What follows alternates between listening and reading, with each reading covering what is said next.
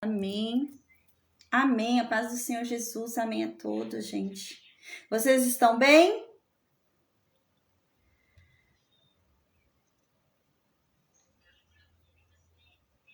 Amém. Glória a Deus. Estou bem também, graças a Deus. Amém. Amém. Graças a Deus. Hoje a gente vai para o capítulo 2, né, do livro de Juízes. Amanhã a gente vai começar a entender como funciona o propósito desse estudo, porque o propósito desse estudo ele é cronológico, né? Ele não vai seguir a ordem que está na Bíblia. Então a gente vai intercalar livros. E a gente vai começar a ver isso agora, porque amanhã a gente vai pular. A gente vai sair do Juízes 3 e vai para outro capítulo, né? E a gente vai estudar o livro de Ruth no meio, né? De Juízes, porque a história de Ruth se passa ali no tempo de Juízes. Então a gente vai começar a observar, né? A proposta mesmo desse estudo, que a proposta é essa mesmo, da gente entender, né? Que às vezes fica tão difícil, a gente estuda, né? O reinado, né? E depois a gente estuda o profeta e não entende nada, né? E a proposta é essa, a gente estudar tudo junto, né? Estudar o profeta junto com o rei, né? Então a gente vai estudar o livro de Juízes junto ali com o juiz, né? Então a gente vai estudar o livro de Ruth no meio do livro de Juízes, tá? Não vai estudar como tá na Bíblia, a gente vai estudar de forma cronológica, tá? Maria Oliveira, eu vou pedir para você colocar, por favor, seu microfone no mudo. Aí depois, obrigada, amém. Então, entrou mais gente. Imagina, que dá interferência, eu fico ouvindo minha voz, aí atrapalha o meu raciocínio. Mas amém, obrigada. Então, a paz do Senhor Jesus, entrou mais gente, né? Entrou a Anestina, amém, a paz do Senhor Jesus, Edivânio, a Jéssica, amém, gente, sejam muito bem-vindos. A paz do Senhor Jesus, boa noite. Entrou agora também, né? T. Marques, aparece para mim como T. Marques, a paz do Senhor Jesus, boa noite a todos, sejam todos bem-vindos, tá? Amém. Antes de começar a aula de hoje, eu queria falar um pouquinho sobre igreja. Sobre a função de cada membro no corpo de Cristo, né? Eu queria falar um pouquinho sobre isso hoje, gente. Eu quero falar uma coisa, mas para eu falar isso que eu tenho que falar, eu tenho que explicar para vocês sobre isso, né? A gente ainda não chegou nesse lugar, né? Mas a gente vai entender isso. A palavra de Deus diz, né? Que nós, quando a gente é batizado em Cristo, a gente entra no corpo de Cristo, né? Então a gente entra no corpo de Cristo e a gente passa a ser um membro do corpo de Cristo. Então a gente passa a ser uma parte do corpo de Cristo. Então algumas pessoas entram e passam a ser, por exemplo, o coração. Outras passam a ser o dedo mindinho. Outras entram e passam a ser, por exemplo, o ombro. Outras passam a ser, por exemplo, a perna, né? Cada um passa a ser uma coisa no corpo de Cristo, né? Mas o corpo inteiro, ele funciona em conjunto, como nós, né? Então, se acontecer algo com minha perna, meu corpo inteiro vai sentir o que aconteceu com minha perna, né? Então, há um funcionamento do corpo inteiro ali, em conjunto. Só que cada um de nós que renascemos em Cristo, somos um membro, a gente é um pedaço do corpo, né? Por exemplo, eu sou o braço, né? Eu sou o braço, né? Tem um que é o dedinho mindinho, então cada um tem uma função dentro do corpo de Cristo. E a palavra de Deus diz que Cristo dá a cada um ministério. Cristo dá a cada um dom. Então existem pessoas, por exemplo, que têm o dom de ensinar. Existem pessoas que não têm o dom de ensinar, mas ela tem o dom de orar. Então essa pessoa é muito boa para orar. Existem pessoas que não são boas para orar e nem para ensinar. Existem pessoas que são muito boas para exortar. Então chega alguém muito desanimado perto dessa pessoa, essa pessoa tem um dom que ela consegue animar aquele que chega perto dela. Mas a palavra de Deus diz que a verdade é que nós recebemos do Espírito Santo de Deus, né? E o Espírito Santo de Deus, quando ele entra em nós, ele nos dá todos esses dons. Então, todo mundo tem tudo isso, né? Tem todos esses dons, assim, né? De exortação, tudo que é relacionado ao Espírito Santo. Não os dons ministeriais de ensino, tudo assim não, que são os dons dados por Cristo. Mas os dons que são dados pelo Espírito Santo, quando a gente recebe o Espírito Santo, todo mundo tem, né? Mas a cada um tem um chamado, cada um tem cada um tem, como que se fala? Cada um tem um chamado específico, cada um tem uma vocação, lembrei a palavra. Cada um tem uma vocação, apesar de recebermos todos, né? Todos os dons. Igual, por exemplo, eu recebi o ministério de Cristo, eu recebi o ministério de ensino. Então, Cristo me deu esse ministério, mas ele pode me dar outros também, né? Não é porque ele me deu um ministério, ele não pode me dar o de profeta, né? Então, ele pode me dar outros. Mas Cristo me deu um ministério de ensino. Mas eu tenho o Espírito Santo dentro de mim. Então, com o Espírito Santo que eu tenho dentro de mim, eu consigo exortar alguém. Como? Por meio do Espírito Santo que habita dentro de mim. Então, eu consigo animar alguém, eu consigo orar sobre alguém, né? Então, eu consigo que a oração seja atendida por causa do Espírito Santo que habita dentro de mim, né? E esse Espírito Santo que habita dentro de nós é o mesmo Espírito, né? Que foi lá na morte e ressuscitou a Cristo, né? É isso que a palavra de Deus diz. Quando Cristo começou a manifestar os sinais, né? Quando Cristo começou a manifestar os milagres, né? Curava pessoas, ressuscitava.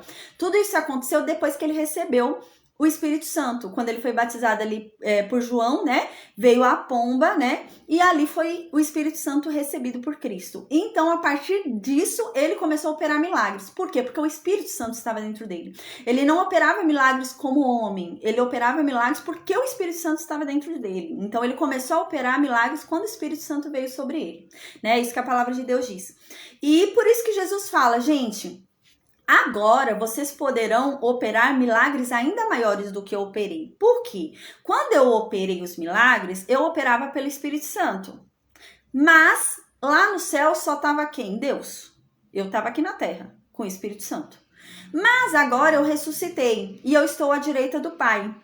E eu sou o advogado de vocês. Então, ainda que o pai não queira dar, eu tô lá do lado dele, eu vou convencer ele. Eu sou o seu advogado, eu vou ficar lá, pai, dá pra ele, dá pra esse filho, ele tá pedindo, né? Nesse sentido. Então, Jesus fala, então agora, gente, imagine, eu vou estar lá com o pai, então vocês vão conseguir coisas ainda maiores do que eu consegui, né? Porque eu estou agora à direita de Deus, né?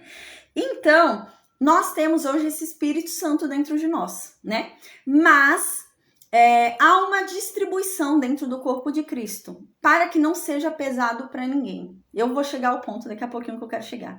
Então, há uma distribuição dentro do corpo de Cristo para que não seja pesado para ninguém. Então, imagina o quão pesado para uma pessoa seria se ela sozinha tivesse que fazer tudo, gente. Imagina, uma pessoa tem que exortar todo mundo, né? Uma pessoa tem que orar por todo mundo, uma pessoa tem que ensinar todo mundo, uma pessoa tem que pastorear todo mundo, uma pessoa tem que aconselhar todo mundo, uma pessoa tem que fazer tudo sozinha. Imagina quão complicado que é, né? Então, onde que eu quero chegar agora? Eu quero chegar nisso, gente. Tem alguns alunos que eles estão me mandando mensagens, né? E eu recebo cerca de 100 mensagens por dia. São 100 mensagens por dia, mais ou menos, que eu recebo para mais, gente, sério. E agora, assim, quando eram 3.000 alunos, era fácil, era mais tranquilo para mim, entende? Mas agora são 20.000 alunos, gente, para mais. Então, eu recebo muita mensagem, muita mesmo. Então, o que eu tenho feito agora, gente? Eu tenho dado atenção para determinados assuntos. Igual, por exemplo, eu recebo mais de 100 mensagens, só que eu dou atenção, por exemplo, para quem manda mensagem para mim e quer se suicidar, entende? Acontece isso, gente, essa semana. 5 pessoas, eu fiquei conversando mais de 1 hora com essas 5 pessoas, porque elas queriam se suicidar, entende? Elas eram pessoas que já praticaram, né, já tentaram se suicidar outras vezes e elas estavam querendo de novo. Então, é isso que eu quero falar para vocês, para que todo mundo tenha paciência, porque o que acontece?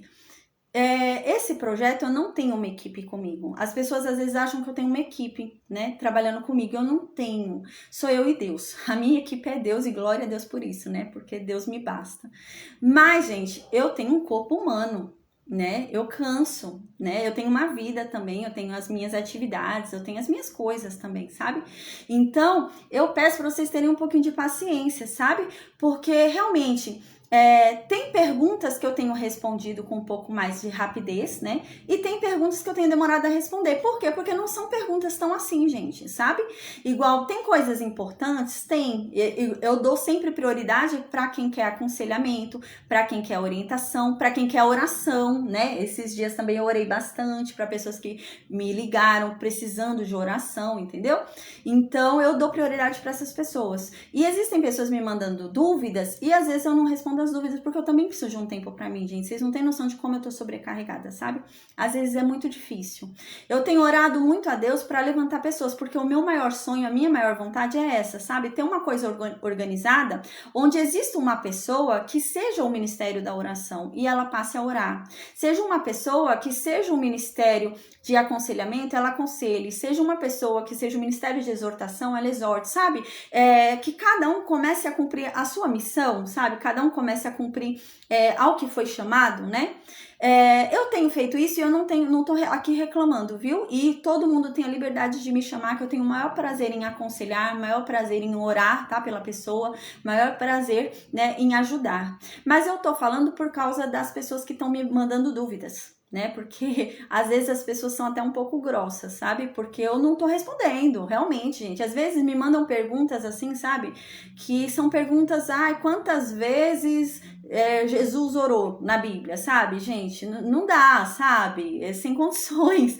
Aí existem pessoas que já ficam respondendo, né, de uma forma um pouco grossa e tal. Então eu tô avisando aqui para vocês terem paciência. Eu tô dando prioridade para perguntas importantes, né, para respostas realmente que sejam importantes, que eu sei que vai influenciar na salvação da pessoa. Então a pessoa precisa ter um discernimento, então eu vou ajudar aquela pessoa naquela questão.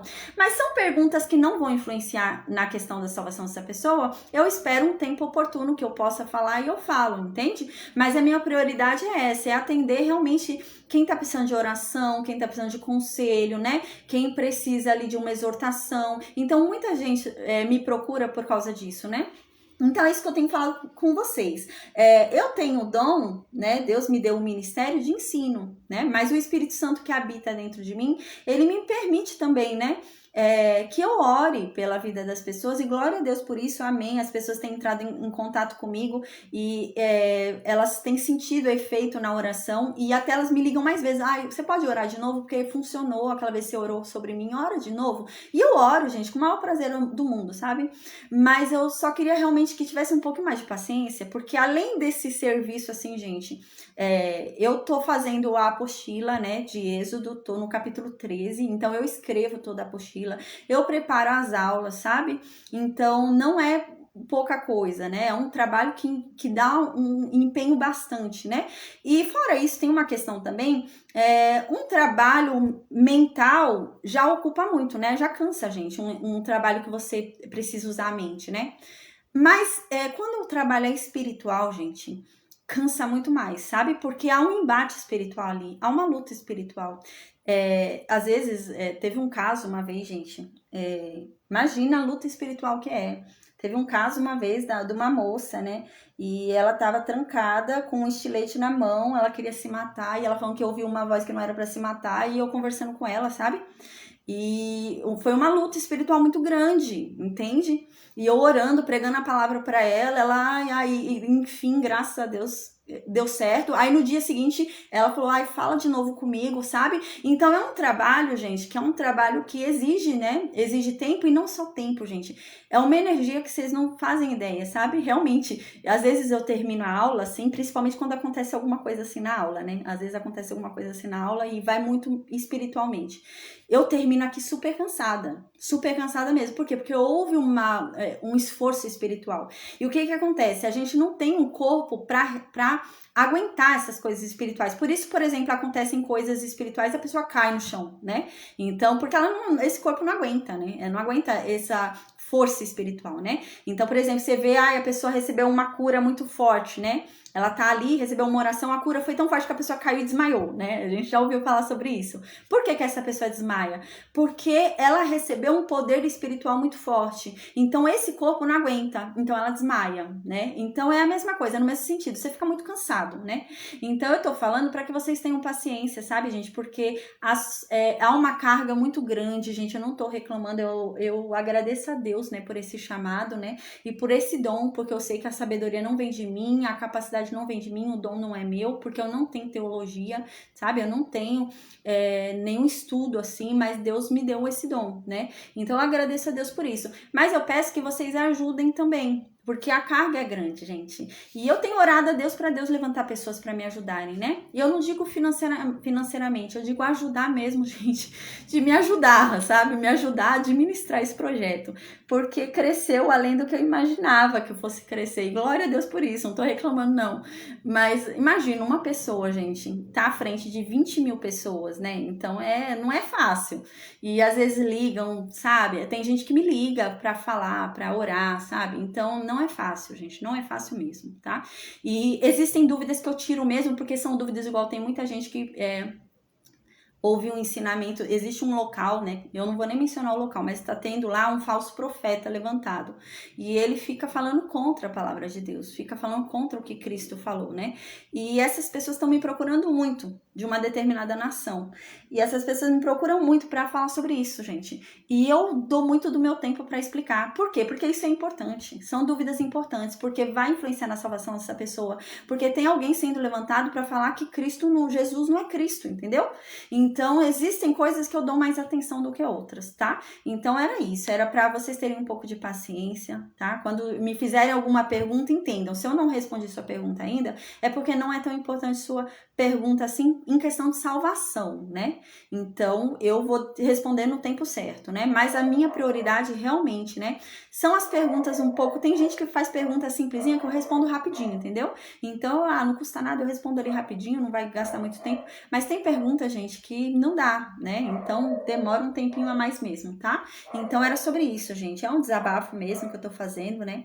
Porque já há esse propósito, né? Deus já levantou, Jesus, né? Já levantou o seu corpo por causa disso, para não ficar pesado para ninguém. Por isso que é dado a cada um dom, um ministério, né? Então, para que não seja pesado para ninguém, né? Então, que a gente tenha essa compreensão, né? Pra não ficar pesado pra ninguém, porque realmente, gente, é muito pesado pra quem tá à frente, sabe? Às vezes a gente vê, sabe, a pessoa que tá à frente, né, num prédio religioso, num templo religioso, a pessoa tá lá no altar, né, tá pregando a palavra de Deus, né? E todo mundo tá ali, né, pedindo oração, todo mundo tá pedindo tudo pra aquela pessoa, né? E a pessoa tá lá em cima pregando, só que ela também precisa, gente, sabe? Ela também é humana. Ela também precisa de uma exortação, ela também precisa de uma palavra, ela também precisa. E ela busca, né? Ela busca com Deus, mas também ela não pode ficar sobrecarregada, né? A gente vê hoje em dia, eu vi uma reportagem, que eu até mencionei numa das aulas, que tem aumentado o número de pastores que têm cometido suicídio.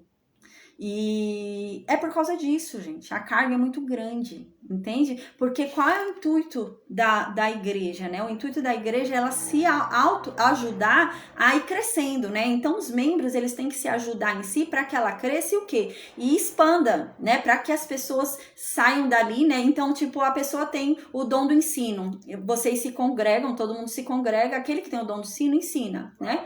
Então, a igreja vai se fortalecendo em conhecimento. Então, aquele povo que se fortaleceu em conhecimento sai e vai para as ruas e vai pregar, né? E vai ensinar a palavra de Deus. E esse é o intuito, né? Então, aquele que tem o dom de orar, começa a orar para os irmãos, né? O irmão tá desanimado, aquele que tem o dom de exortar, isso, começa a animar ali a igreja. E esse é o intuito, né? Por isso que cada um é levantado, né? Para que não fique pesado para ninguém, tá? Mas quem precisa, gente, de conselho, quem precisa de orientação, pode continuar me procurando, tá? Quem precisa de oração, amém. Continua me procurando, que eu faço com o maior prazer, tá, gente? O maior prazer do mundo mesmo eu faço, tá? Eu sirvo. Mas eu digo só para ter um pouco de paciência aqueles que, né, fazem pergunta, né? Às vezes ficam mandando várias vezes a mensagem, né, ou cobrando a apostila, cobrando não sei o que, então tem um pouquinho de paciência, né, igual, por exemplo, os vídeos das aulas eu edito, né, eu edito e mando pro YouTube, mando pro Facebook, né, e sou eu que edito, né, existem coisas que, assim, qualquer pessoa podia fazer, entende, não precisa ser uma pessoa que tenha um dom, assim, é editar, é só colocar lá o versículo bíblico e tal, e editar, tirar algumas partes, né, do vídeo, né, mas eu não tenho quem faça, então sou eu que faço. Então acaba ficando um trabalho mais pesado, entende? Eu tô bem sobrecarregada, gente. Eu tô falando porque eu tô bem mesmo. Hoje eu tava bem cansada, hoje eu tô bem cansada porque eu tô sentindo uma sobrecarga muito grande. E amém, Deus vai me sustentar, eu creio em nome de Jesus, porque esse projeto é dele, não é meu, né? Não foi um projeto que veio do meu coração, mas foi Deus que colocou, né, na minha vida, amém, né? Então, eu falo só pra vocês terem um pouquinho de paciência, gente, senão realmente não há quem aguente. A gente observa muitas pessoas que começam grandes obras, né, e não terminam, né? Acabam desistindo, se cansando, e é por causa disso, é porque acabam tornando o fardo pesado, né? Então, nós somos todos irmãos, nós todos somos renascidos em Cristo, ou nós estamos buscando renascer em Cristo, né? Alguns estão buscando. Então, nós estamos buscando mais da palavra de Deus. Então, tenha um pouco de paciência, sabe? Às vezes, sua dúvida, a gente não chegou ainda no momento histórico da sua dúvida, tenha um pouquinho de paciência, sabe? Às vezes, durante a aula eu acabo falando, sabe? Ou então, você tem alguma dúvida, gente? Muita gente tem me feito perguntas que são coisas que a gente já falou, sabe? Então, amém, gente. Vamos todo mundo se ajudar, tá? Porque não é fácil, não. Amém, amém. E amém, gente. É isso, tá? Então, desculpa aí pra quem não precisa ouvir isso, mas eu tô bem exausta mesmo, gente. Bem exausta mesmo. Eu peço até pra vocês orarem por mim aí, porque não é fácil, sabe? É um cansaço mesmo, um cansaço, uma sobrecarga, assim, sabe? Porque eu não tenho férias, né? Se parar pra pensar, eu tô trabalhando todo dia, né? Então, é cansativo, gente. Não é fácil, não. Desde novembro de 2021 eu tô nessa pegada de todo dia, né? E não é fácil, gente, é uma luta espiritual muito grande, sabe? São vidas, né? Almas, né? Então não é fácil, não, né? Amém. Mas glória a Deus por isso, né? Mas que todos entendam, né? E colaborem, amém, né? Eu entendo, né, que não dá, assim, não dá para me ajudarem, não foram levantadas pessoas para me ajudarem, né, a administrar grupo, a dividir, né, as responsabilidades, tá bom, mas assim, me ajudar pelo menos, assim, não aumentando o fardo, entende? Amém, gente. E glória a Deus, amém. E desculpa aí, né, por estar falando para quem não precisa ouvir, gente, mas eu tô desabafando, porque, nossa, eu tenho recebido muita mensagem, e tá difícil, gente, tá difícil mesmo, eu tô bem cansada, bem cansada. Deixa eu ver, a Maria Oliveira. Amém. A Maria Oliveira tá falando que o Espírito Santo tem incomodado muito ela para orar por mim, pela minha vida. Amém, Maria Oliveira. Eu preciso, viu? Orem por mim, eu agradeço, viu? Porque, gente, é um embate muito sério, sério mesmo. Tem gente que saiu, sabe, de outras religiões, que eram religiões realmente, gente, de beber sangue, de pegar animal, sabe? E eram coisas fortes, sabe? Que baixava demônio na pessoa. E essas pessoas hoje estão aqui, né? Estão ouvindo a palavra de Deus. E elas sempre me pedem para orar, sabe? Eu converso com elas. Então é um embate espiritual, entende? E eu entendo isso, mas é claro, eu tô tranquila porque eu sei que maior é aquele que comigo está, né? E Deus é fiel, eu tô com ele, né? E ele é todo poderoso para me proteger de todo mal. Mas há um desgaste físico, né? Há um desgaste físico. Eu tô bem desgastada fisicamente, não é nem emocionalmente, não é nem espiritualmente, mas é fisicamente, gente. É um cansaço físico mesmo, sabe? Que eu acho que se me deixar eu durmo um dia inteiro. Eu tô bem cansada fisicamente. Nossa, às vezes parece que eu corri uma maratona, sabe? Eu sinto assim como se eu tivesse feito muita energia física, assim, fizesse uma academia, sabe? Mas é isso, é que meu corpo, né, não suporta, não aguenta essa força espiritual, né? Por exemplo, um dos exemplos que tem é no dia que eu tinha perdido meu filho, eu tava com meu filho morto na minha barriga, e eu orando pela vida do meu filho, né, para ele ressuscitar, me liga uma mulher e ela queria se suicidar. E então eu comecei a orar pela vida dela, comecei a falar com ela, sabe? E imagina, gente, o embate espiritual que tava tendo ali, né? Eu com meu filho morto dentro da minha barriga, eu tava orando para ressuscitar meu filho, eis que acontece isso, né? Mas eu creio realmente que foi uma aprovação de Deus, né? Para ver se se importa só com a vida do seu filho ou com qualquer vida, né? E glória a Deus, ela tá viva, amém. Glória a Deus, e tá aí acompanhando a aula, né? Mas a gente vê, gente, que é uma luta espiritual, assim, forte, sabe? Então, amém, glória a Deus, né? E é claro, assim, o Espírito Santo, né, nos guia para a gente conseguir consolar a pessoa, para que a pessoa seja exortada, consolada, né? Não por nós, não por nossas palavras, mas pelo Espírito Santo de Deus, né? Mas amém, amém, amém. Que a gente tenha essa compreensão, né? Para que a gente comece a se ajudar, né? Se ajudar, gente, para não tornar o fardo pesado para nenhum de nós, né? Amém, glória a Deus, amém. E eu faço com o maior prazer essas outras áreas, né? que me foram dadas pelo Espírito Santo de Deus, né? Que é o dom de consolar, é o dom de exortar, e amém, glória a Deus por isso, né? Que as pessoas têm entrado em contato comigo, eu tenho orado e elas têm falado, realmente tem surtido efeito, milagres têm acontecido, e glória a Deus por isso, porque não vem de mim, é o poder do Espírito Santo, né? E amém, glória a Deus por isso. Mas é só isso mesmo, gente, tem um pouquinho de paciência, sabe? E assim, tem um pouquinho de cuidado, sabe? Assim, com determinadas perguntas, tem determinadas perguntas, gente, que não dá pra eu ficar fazendo conta na Bíblia, sabe? Tem coisas mais importantes, tem focos, sabe? Tem coisas que não são mensagens, que são mensagens que influenciam na nossa salvação. Então não tem porque a gente tem que perder tempo com elas, né? E existem coisas, a palavra de Deus diz isso, né? A gente viu isso com Moisés. Existem coisas que não nos foi revelada. E assim devem ficar. Para quê? Para que a gente se apegue ao que foi revelado. A gente tem que se apegar e focar no que já foi revelado e não no que não foi revelado, e a gente vai ficar quebrando a cabeça tentando revelar, entende? É só um desgaste físico que vai perder a gente, tirar a gente do foco, tá bom? A paz do Senhor Jesus e Elizabeth, amém. Então agora eu vou fazer a oração do dia e a gente vai começar a estudar Juízes 2, tá bom, gente? Amém. Meu Deus, obrigada, Senhor. Obrigada por mais um dia, obrigada por mais uma oportunidade de estarmos aqui reunidos diante da Tua presença, Pai. Meu Deus, venha falar conosco, Pai, assim como o Senhor tem feito. Se revele para nós por meio da Tua palavra. Meu Deus, torna a Sua palavra compreensível, Pai, aos nossos corações, à nossa mente, aos nossos ouvidos, aos nossos olhos. Nos abençoa, nos unja, nos guia, Pai, em nome de Jesus. Meu Deus, derrame sobre nós a sua verdade. Traga sobre nós o entendimento verdadeiro, Pai. Nós não queremos ser enganados por falsa doutrina, mas nós queremos conhecer a tua verdade, a verdade que liberta, Pai. Amém.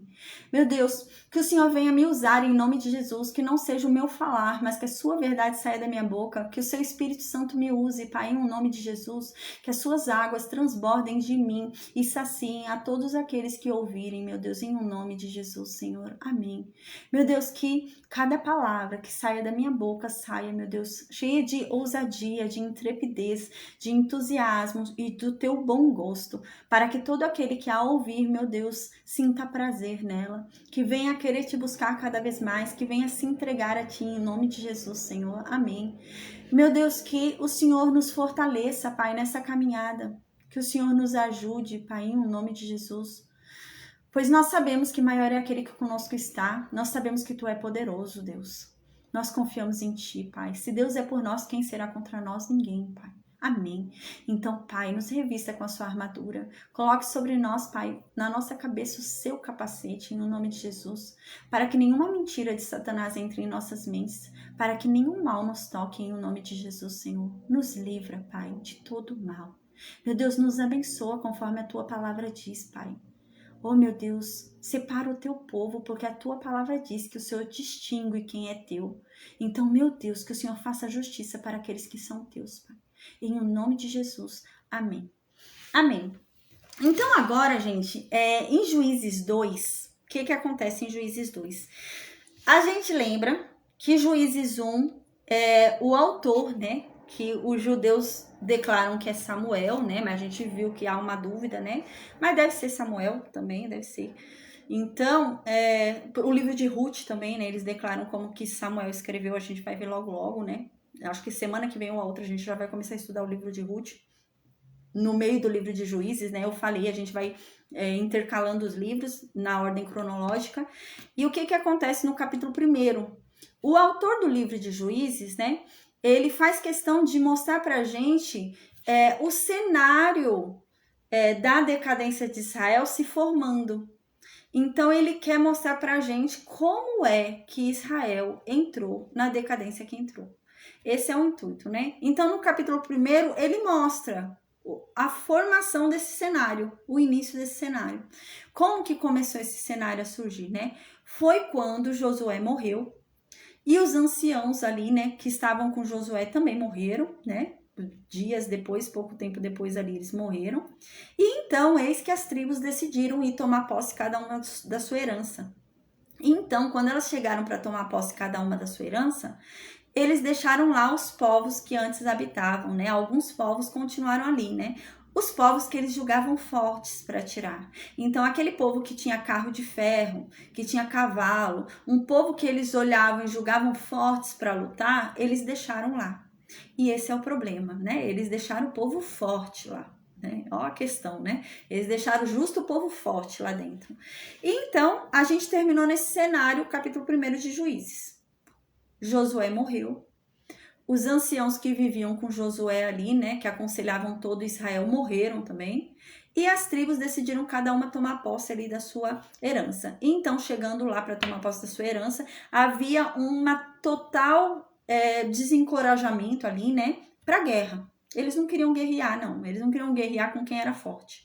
Então, eles deixaram os fortes lá dentro da terra. E isso não vai agradar a Deus. A gente vai ver agora no capítulo 2 as consequências disso, né?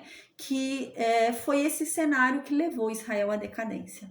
Então, no capítulo 2 diz assim, no versículo 1: Subiu o anjo do Senhor de Gilgal a Boquim e disse: Do Egito vos fiz subir e vos trouxe a terra que sob juramento havia prometido a vossos pais.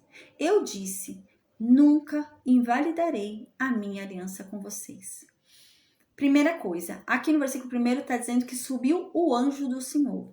A gente lembra desde Gênesis, né? A gente viu isso em Gênesis, nós vimos isso em Êxodo, né? Quem é o anjo do Senhor? O anjo do Senhor é Jesus. Antes de se chamar Jesus, ele era o anjo do Senhor. Antes dele vir aqui e encarnar como homem, né? Ele era um anjo. Ele era o anjo do Senhor, mas não era qualquer anjo. A gente já falou muito sobre isso, né? Falamos sobre isso em Gênesis, falamos sobre isso em Êxodo, né? Ele não era qualquer anjo. Ele era o anjo. Ele era o tal, né? Nele estava o nome de Deus, nesse anjo. A gente falou sobre isso, né? O anjo que veio falar com Moisés na sarça ardente. É o anjo que veio falar com Abraão ali, né? Quando Sodoma vai ser destruída. É o anjo que veio falar com Agar no poço, né? É o anjo que guiava esse povo os 40 anos no deserto, né? Ali com a coluna de nuvem e coluna de fogo, né? Era o anjo que Deus havia falado em Êxodo, que esse anjo levava o nome de Deus e Deus estava nele. E ele estava em Deus, né? Os dois estavam conectados. Então, Deus havia falado em Êxodo pra gente, a gente lembra? Que eles tomassem cuidado de não cometer nenhum mal contra esse anjo, não fazer nenhum absurdo. Porque se eles fizessem alguma coisa na presença desse anjo, seria computada a Deus, porque nesse anjo estava a presença de Deus. Então a gente lembra que foi por isso que a coluna de nuvem de fogo sumiu quando houve o bezerro de ouro, né? Então a gente falou sobre isso em Êxodo, né? Então esse anjo do Senhor, quem é? Era Jesus, né? Então antes dele vir como Jesus, ele encarnar como homem, né? E para ser o nosso sacrifício perfeito, né? Para não ser mais sacrifícios de animais, mas o sacrifício perfeito sobre nós, em igualdade e semelhança a nós, ele era quem? O anjo. Ele era o anjo de Deus, ele era o anjo que tinha o nome de Deus nele, né? E Deus e ele eram uma coisa só ali, mas Deus ainda era superior a ele. Isso é deixado bem claro aqui. E até Jesus deixa isso bem claro quando ele encarna. Ele fala que o Pai é maior do que ele. E é essa a questão, o Pai é maior do que o Filho. E aqui é isso também. Então Deus já era maior do que esse anjo, né? Então esse anjo é Jesus, tá? Mas ele não tinha esse nome ainda, né? O nome foi colocado acima de todo nome. É porque assim, ele vai sair dessa condição de anjo depois do que ele faz, né? Depois do sacrifício, da obediência dele, ele se aperfeiçoa e ele deixa de ser anjo e passa a ser filho, né? Então é nessa questão que a gente vai entendendo, né? Então a gente vai vendo que a Bíblia vai se revelando realmente, a gente vai compreendendo quem é Jesus, quem é Deus, quem é Espírito Santo, né? Então aqui diz que esse anjo do Senhor, que é Jesus, né? Ele chegou a Gilgal ali, né? Então Gilgal, a gente lembra que era Gilgal. Gilgal era o centro de acampamento de Israel durante os 5 anos de guerra, né? Então foi um local ali muito importante para Israel, Gilgal. E esse anjo chega em Gilgal, e de Gilgal, esse anjo que é Jesus, né? Ele chega em Gilgal e de Gilgal ele vai a Boquim. Onde é Boquim? Não sei, gente. Vou ser sincero, não sei, tá? E não tem como a gente saber, porque Boquim vai ser um nome que vai ser dado mais pra frente, tá? Não se chamava Boquim, né? Mas vai ser dado esse nome e a gente vai entender por quê. né? Então, ele subiu. Então, a gente consegue entender que ele vem de Gilgal e vai subindo, né? Para onde é subindo de Gilgal? Tem Siló, tem Betel, tem Siquém, pode ser esses lugares, pode ser que ele tenha ido para Siló, né? Porque é o anjo de Deus, então ele foi subindo. Então, de Gilgal, ele chegou em Gilgal, ele subiu para algum lugar ali para dar a mensagem de Deus. Provavelmente ele foi para Siló, que é onde estava o tabernáculo de Deus, tá? Então, essa primeira parte a gente entendeu. Então, agora, no versículo 1, a gente vai ver o que esse anjo vai falar. Esse anjo não é qualquer anjo, como eu disse. Esse anjo é Jesus. É quem detém a palavra. É o verbo vivo. E nenhum anjo tem a capacidade de prometer nada para ninguém. Nenhum anjo é capaz de nos prometer nada. E esse anjo vai falar que ele prometeu a terra de Canaã.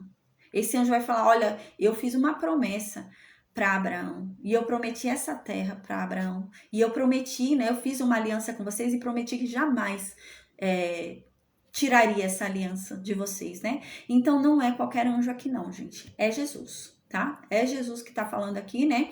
Porque nele está a presença de Deus, né? E ele é o verbo vivo, a palavra feita, né? Ele é o amém, ele é o que fala e acontece, né? Então, é ele que tá falando aqui, é Jesus. Então, Jesus vem como anjo ainda, né? Ele não tinha ainda a personificação de Jesus, nem o nome de Jesus, né? O nome de Jesus vai ser posto acima de todo nome depois do sacrifício. Antes, não. Antes, ninguém conhecia quem era Jesus, né? Tanto que a gente vai ver uma profecia mais pra frente que vai falar sobre Emanuel, né? Então, não tinha esse nome Jesus. A gente vai entender mais pra frente sobre isso, tá? Mas aqui, então, ele era o anjo do Senhor. Então, é muito bom a gente entender isso, né? Jesus já existia desde o princípio dos tempos, como anjo, né? E ele era um anjo muito importante. Ele era um anjo onde nesse anjo havia a presença de Deus, né? Nesse anjo estava Deus. Fazer uma ofensa contra esse anjo era fazer uma ofensa contra o próprio Deus, porque eles estavam conectados, ligados. Mas esse anjo devia obediência a Deus, porque ele reconhecia a superioridade de Deus sobre ele. Mas eles estavam interligados. E é o que Jesus revela pra gente, tá? Mesmo vindo como homem. Então aqui agora esse anjo que é Jesus, né, que eu deixei bem claro agora, tá? E em Gênesis e Êxodo eu falei mais sobre isso, tá? Então esse anjo que é Jesus chega lá para Israel. Deu BO agora, deu problema, né? Porque Israel deixou lá um povo que Deus não mandou deixar.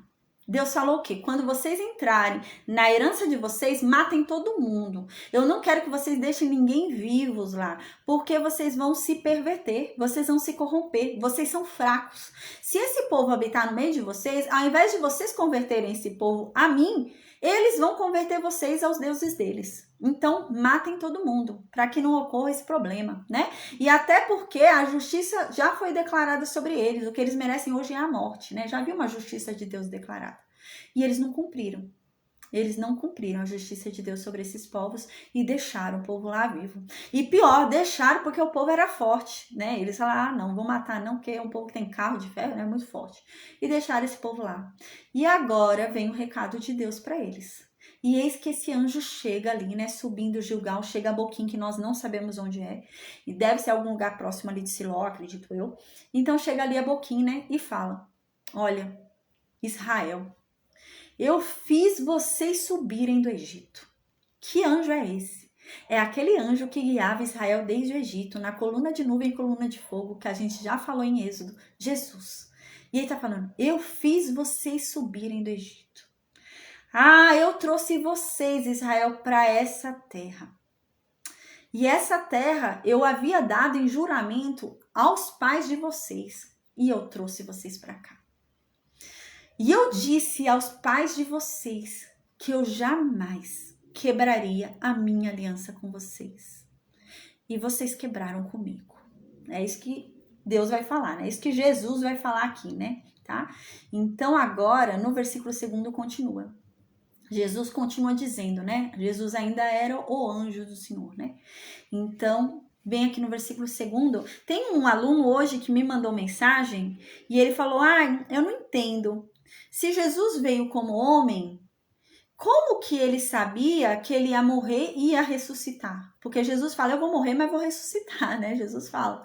E ele veio como homem. E eu expliquei isso para ele, é que a gente vai entendendo conforme a gente vai estudando a Bíblia. Jesus era como homem, sim, ele estava como a gente, ele era como nós. A diferença de Jesus para nós é que ele não tinha pecado nele. Então ele não havia tido aquela morte espiritual. Por isso que ele desde pequeno falava com o pai. Por isso que desde pequeno ele fala, a Maria perde ele, né? Maria sai correndo nem doida procurando Jesus e encontra Jesus aonde? No templo. E Jesus fala, onde mais eu vou estar senão na casa do meu pai, né? Então Jesus sempre teve ligação com o pai. Por quê? Porque ele não nasceu no pecado, ele não tinha parte nenhuma com Satanás, né? Por quê? Porque o DNA dele era o DNA do Espírito Santo. Foi o Espírito Santo que gerou ele na barriga de Maria, né? Mas o Espírito Santo ainda não estava dentro dele, sobre ele, né?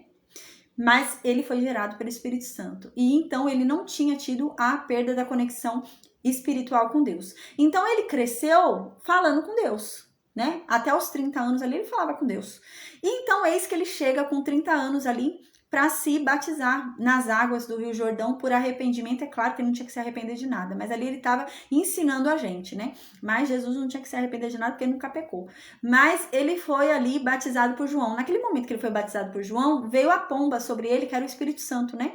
Então ele recebeu o Espírito Santo de Deus, né? E quando ele recebeu o Espírito Santo de Deus, ele recebeu os dons do Espírito Santo de Deus, pelo qual ele ressuscitava, pelo qual ele curava, né? Quem é que fazia cura? Era o Espírito Santo que estava dentro de Jesus. Quem é que ressuscitava? Era o Espírito Santo que estava dentro de Jesus, né? Era essa a questão. Então, como é que Jesus sabia que ele ia morrer e ia ressuscitar? Ele tinha conexão com o Pai, claramente Deus falava com ele, e ele tinha o Espírito Santo dentro dele, o Espírito Santo que nos guia, o Espírito Santo que nos mostra, né, que nos fala, né, sobre o que vai acontecer, né, a gente tem esse Espírito Santo dentro de nós, né, e a gente sabe o que vai acontecer, né, quando ele revela o dom dele, ele fala pra gente o que vai acontecer, né, e aí, Jesus tinha isso, Jesus tinha esse Espírito dentro dele, né, além dele ter o Pai falando ali com ele, claramente, né, como Deus falava com Moisés, gente, Deus falava até mais com Jesus, então ele sabia claramente o que ia acontecer, né, era uma conversa muito clara entre ele e Deus, então por isso que ele sabia, mas ele veio como homem. Mas ele veio como homem diferente da gente. Ele não veio no pecado. Ele veio gerado pelo Espírito Santo de Deus, né? E por isso ele é filho, porque ele foi gerado pelo Espírito Santo, né? E então ele foi batizado também pelo Espírito Santo quando aquela pomba desceu sobre ele, né? E por isso que a palavra de Deus diz, né? Que o Espírito Santo que foi e ressuscitou Jesus dos mortos. Não foi Jesus que veio dos mortos e ressuscitou sozinho, gente. Foi o Espírito Santo que foi lá na morte ressuscitar Jesus. Por quê? Quem é que ressuscitava quando Jesus estava vivo? Jesus ressuscitava pessoas, né? Mas como é que ele ressuscitava? Por meio do Espírito Santo que estava dentro dele. Então, quando ele morre, quem foi lá ressuscitar ele? O Espírito Santo. Então, o Espírito Santo sozinho foi lá e ressuscitou Jesus. Porque ele tem esse poder, o Espírito Santo. Ele tem esse dom. Jesus é a palavra, mas o Espírito Santo é esse poder. E é isso.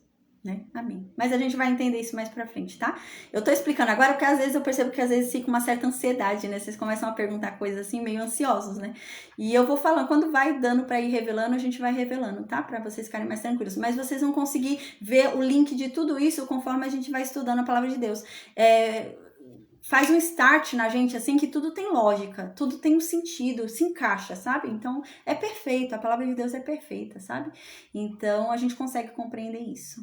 Então, no versículo 2º, agora, e esse Espírito, gente, que foi lá e ressuscitou Jesus dos mortos, hoje tá dentro de nós, olha que legal, olha que extraordinário. Né? Esse Espírito que habitava dentro de Jesus, no qual Jesus manifestou tantos milagres, hoje está dentro de nós, né? E nós temos um extra, né? Que é Jesus à direita do Pai, amém. Então, no versículo 2º agora, Jesus continua falando com esse povo, né? O anjo do Senhor, né? Ele continua falando com esse povo, ainda não era Jesus, era o anjo do Senhor. Então, ele continua falando com esse povo. Mas vocês, eu fiz tudo isso. Eu peguei vocês, tirei vocês do Egito, guiei vocês naquela coluna de nuvem, coluna de fogo. Durante os 40 anos, eu guiei vocês até aqui, Canaã. Eu estive com vocês, vim à frente, guerreei, derrubei as muralhas de Jericó, fiz tudo que eu fiz. E eu falei para os pais de vocês que eu jamais deixaria essa aliança, eu jamais quebraria essa aliança. Eu disse isso. Mas vocês, porém, não devem fazer aliança com os moradores dessa terra. Foi isso que eu disse. Jesus começa falando. Foi isso que eu disse. Vocês não deviam fazer aliança com o povo que habitava nessa terra. Pelo contrário, vocês deviam quebrar todos os altares dos deuses desse povo. Mas vocês não obedeceram à minha voz. Não foi isso que vocês fizeram. Vocês fizeram aliança com esse povo. E ainda deixaram os altares deles de pé. Gente, a verdade é que Israel estava com medo desse povo. É essa a realidade. Por que Israel não tirou esse povo de lá? Porque estava com medo. Né? Era um povo forte. Israel tinha medo. Então, você acha que Israel ia lá e ia derrubar os deuses desse povo? Se eles estavam com medo desse povo? Não. Então, Israel deixou os deuses desse povo lá. Foi morar lá em Canaã, no meio desse povo, com os altares desse povo.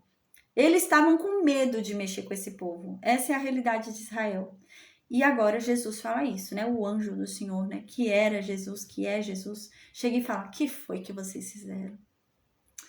Ai, agora porque vocês fizeram isso, agora eu digo para vocês.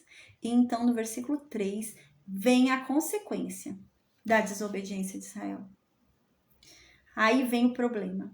Então o anjo de Deus, Jesus Cristo, fala: por causa disso, agora eu digo para vocês que eu não vou mais expulsar esse povo daqui. Agora vocês vão ter que viver para sempre com esse povo, porque eu não vou tirar eles daqui. E vocês não vão ser amigos deles, não. Para sempre, vocês vão ser inimigos. Vocês vão dormir agora com os inimigos de vocês. E eu não vou tirar eles daqui. E os deuses desse povo vai ser pro laço para vocês. Vai ser um problema para vocês. Vai ser para testar vocês. E vai ser um grande problema para vocês, esses deuses deles. Então, no versículo 4, diz que quando Israel ouviu isso, Israel chorou. Aí diz isso: sucedeu que, falando o anjo do Senhor, Jesus, todas estas palavras, todos os filhos de Israel levantaram um grande choro. E já era tarde demais, né? Agora já foi. Então eles começaram a chorar. Aí no versículo 5 diz: daí chamaram aquele lugar de Boquim e sacrificaram ali ao Senhor, como se fosse adiantar alguma coisa, né? Então ali, diante daquela palavra que eles ouviram, eles choraram amargamente, porque eles viram que erraram com Deus. E então eles chamaram o lugar aquele local de Boquim. Boquim significa choro. Então chamaram aquele local de Boquim, choro, e decidiram sacrificar a Deus ali. Mas é o que a gente vai ver mais pra frente, né? Que prazer Deus tem em sacrifícios mais do que em obediência. Deus quer obediência, Deus não quer sacrifício. Né? Se você obedecer, você não vai ter que sacrificar. Você sacrifica por quê? Porque você pecou. Se você não pecar, você não vai ter que sacrificar. Que prazer Deus tem em sacrifícios mais do que em obediência. E é isso. E agora eles sacrificaram. Mas eles não obedeceram. Então agora no versículo 6 a gente vai ver que vai mudar o texto da história. Qual que é o intuito aqui do autor do livro de Juízes? É dizer pra gente de uma forma muito clara que Josué não tem nada a ver com esse BO. É isso que o autor quer dizer aqui. Porque não tem nada a ver. Ele vai falar de novo sobre a morte de Josué, que ele já tinha falado no capítulo 1. Mas qual é o intuito dele falar de novo? Ele não está sendo repetitivo, ele não está sendo chato. É que ele quer deixar bem claro pra gente que esse pecado não veio enquanto Josué estava vivo, porque Josué não cometeria esse pecado. É isso que ele está querendo dizer. Ele está querendo dizer, não, tudo isso aconteceu depois da morte de Josué. Josué era um homem bom. Não foi ele que levou esse povo a pecar desse jeito, não, né? É isso que ele está querendo fazer, esse autor do livro de Juízes. Por isso que ele vai colocar agora de novo a morte de Josué, para deixar bem claro que Josué não tem nada a ver com isso que aconteceu, né? Então, no versículo 6, ele fala isso. Por isso que ele vai falar de novo sobre a morte de Josué, para deixar claro que Josué não tem nada a ver com essa enrolação, esse problema que o povo de Israel arrumou. Então, no versículo 6, ele fala: havendo Josué despedido o povo, foram-se os filhos de Israel, cada um a sua herança, para possuírem a terra. Né? Então a gente lembra, Josué estava morrendo, Josué já estava à beira da morte. Antes de morrer, Josué falou: eu abençoo vocês, cada um vai para sua herança, tomem posse das suas heranças. É isso que ele está falando aqui, né? Antes de morrer, Josué abençoou todo mundo, cada um foi para sua herança. E então Josué morreu. Então Josué não tem nada a ver com o que eles fizeram. né? É isso que esse autor está querendo dizer aqui. Olha, Josué não tem a ver com esse pecado. Josué não tem a ver com a desobediência desse povo ao possuírem as terras, porque Josué não estava lá. Josué tinha morrido, né? Josué jamais teria deixado gente lá. Josué era um homem fiel a Deus, gente. Era um discípulo de Moisés, não deixaria. E é isso que esse autor está querendo dizer aqui. Não, Josué não tem nada a ver com essa desobediência aqui, não. Ele tinha morrido já quando isso aconteceu. Então, no versículo 7, esse autor continua explicando pra gente que Josué não tinha nada a ver com isso. E ele diz, olha, a verdade é que quando Josué esteve vivo, o povo de Israel obedecia a Deus. Olha só, esse autor está querendo deixar bem claro, né, que a imagem de Josué está limpa. É nesse sentido que esse autor está querendo dizer aqui. Está limpando a imagem de Josué, porque Josué não tem nada a ver com isso, com esse problema que Israel arrumou. E ele diz isso no versículo 7. Ó, a verdade é que quando Josué estava vivo, eles obedeciam a Deus. E até depois dos anciãos que viveram um tempo com Josué, ou no tempo de Josué, eles também obedeciam a Deus, né? E aqui diz no versículo 7 que esses anciãos viveram por muito tempo, né? Eu lembro que tempo, gente, no hebraico, esse tempo aqui, pode ser dias, gente, pode ser horas, tá? Pode ser meses, né? Pode ser anos, pode ser quanto tempo for. Mas eu sinceramente não acredito que tenham demorado anos para eles possuírem a terra, porque é muito claro que eles foram possuir a terra, né, depois que esses anciãos morreram também, provavelmente, porque eles obedeceram a Deus também durante a vida desses anciãos, né. A gente vê que eles ficaram um tempo ali ainda, né, eles não parece que não queriam ir para suas terras, né. Então eu acho, na verdade, que realmente eles não queriam ir para as terras porque eles não queriam lutar, gente. A gente para pensar até numa lógica, né. Parece que tem até uma lógica agora, quando a gente vê que eles foram lá possuir a terra e deixaram um monte de gente lá, eles não queriam lutar, eles não queriam guerrear, né? Então, eles queriam ficar realmente onde estava fácil, né? E então, diz que depois de Josué e esses anciãos que viviam depois de Josué, eles também obedeceram, né? E que viram todas as grandes obras feitas pelo Senhor a Israel. Então, aqui, esse autor está deixando bem claro, ó, gente, esse BO que Israel arrumou, esse problema que Israel arrumou, aconteceu depois da morte de Josué. Porque enquanto Josué era vivo, esse povo obedecia a Deus. Mas Josué morreu, esse povo decidiu desobedecer a Deus e deixar aquele povo lá. Decidiu fazer aliança com aquele povo lá, né? Mas quando Josué era vivo, não, eles obedeciam, né? Então, no versículo 8, ele continua a dizer, 8 e 9, ele continua dizendo que Josué não tem nada a ver com isso. Não tem nada a ver com esse rolo que Israel arrumou. Então, no versículo 8 e 9 diz, faleceu Josué, filho de Num, servo do Senhor, com a idade de 110 anos, que a gente já viu, né, no final do livro de Josué, e sepultaram Josué no limite da herança dele, né, ali na terra de Timnat-Heres, na região montanhosa de Efraim, ao norte do monte Gaás, né. Então, Josué, o intuito dele aqui é esse, é porque a gente vai parar para pensar, mas que tanto tá falando da morte de Josué? Falou no capítulo 1 da morte de Josué, terminou o livro de Josué falando da morte de Josué, começou o capítulo de Juízes falando de Josué, morte de Josué, capítulo 2, morte de Josué. Gente, a gente já entendeu que Josué morreu, né?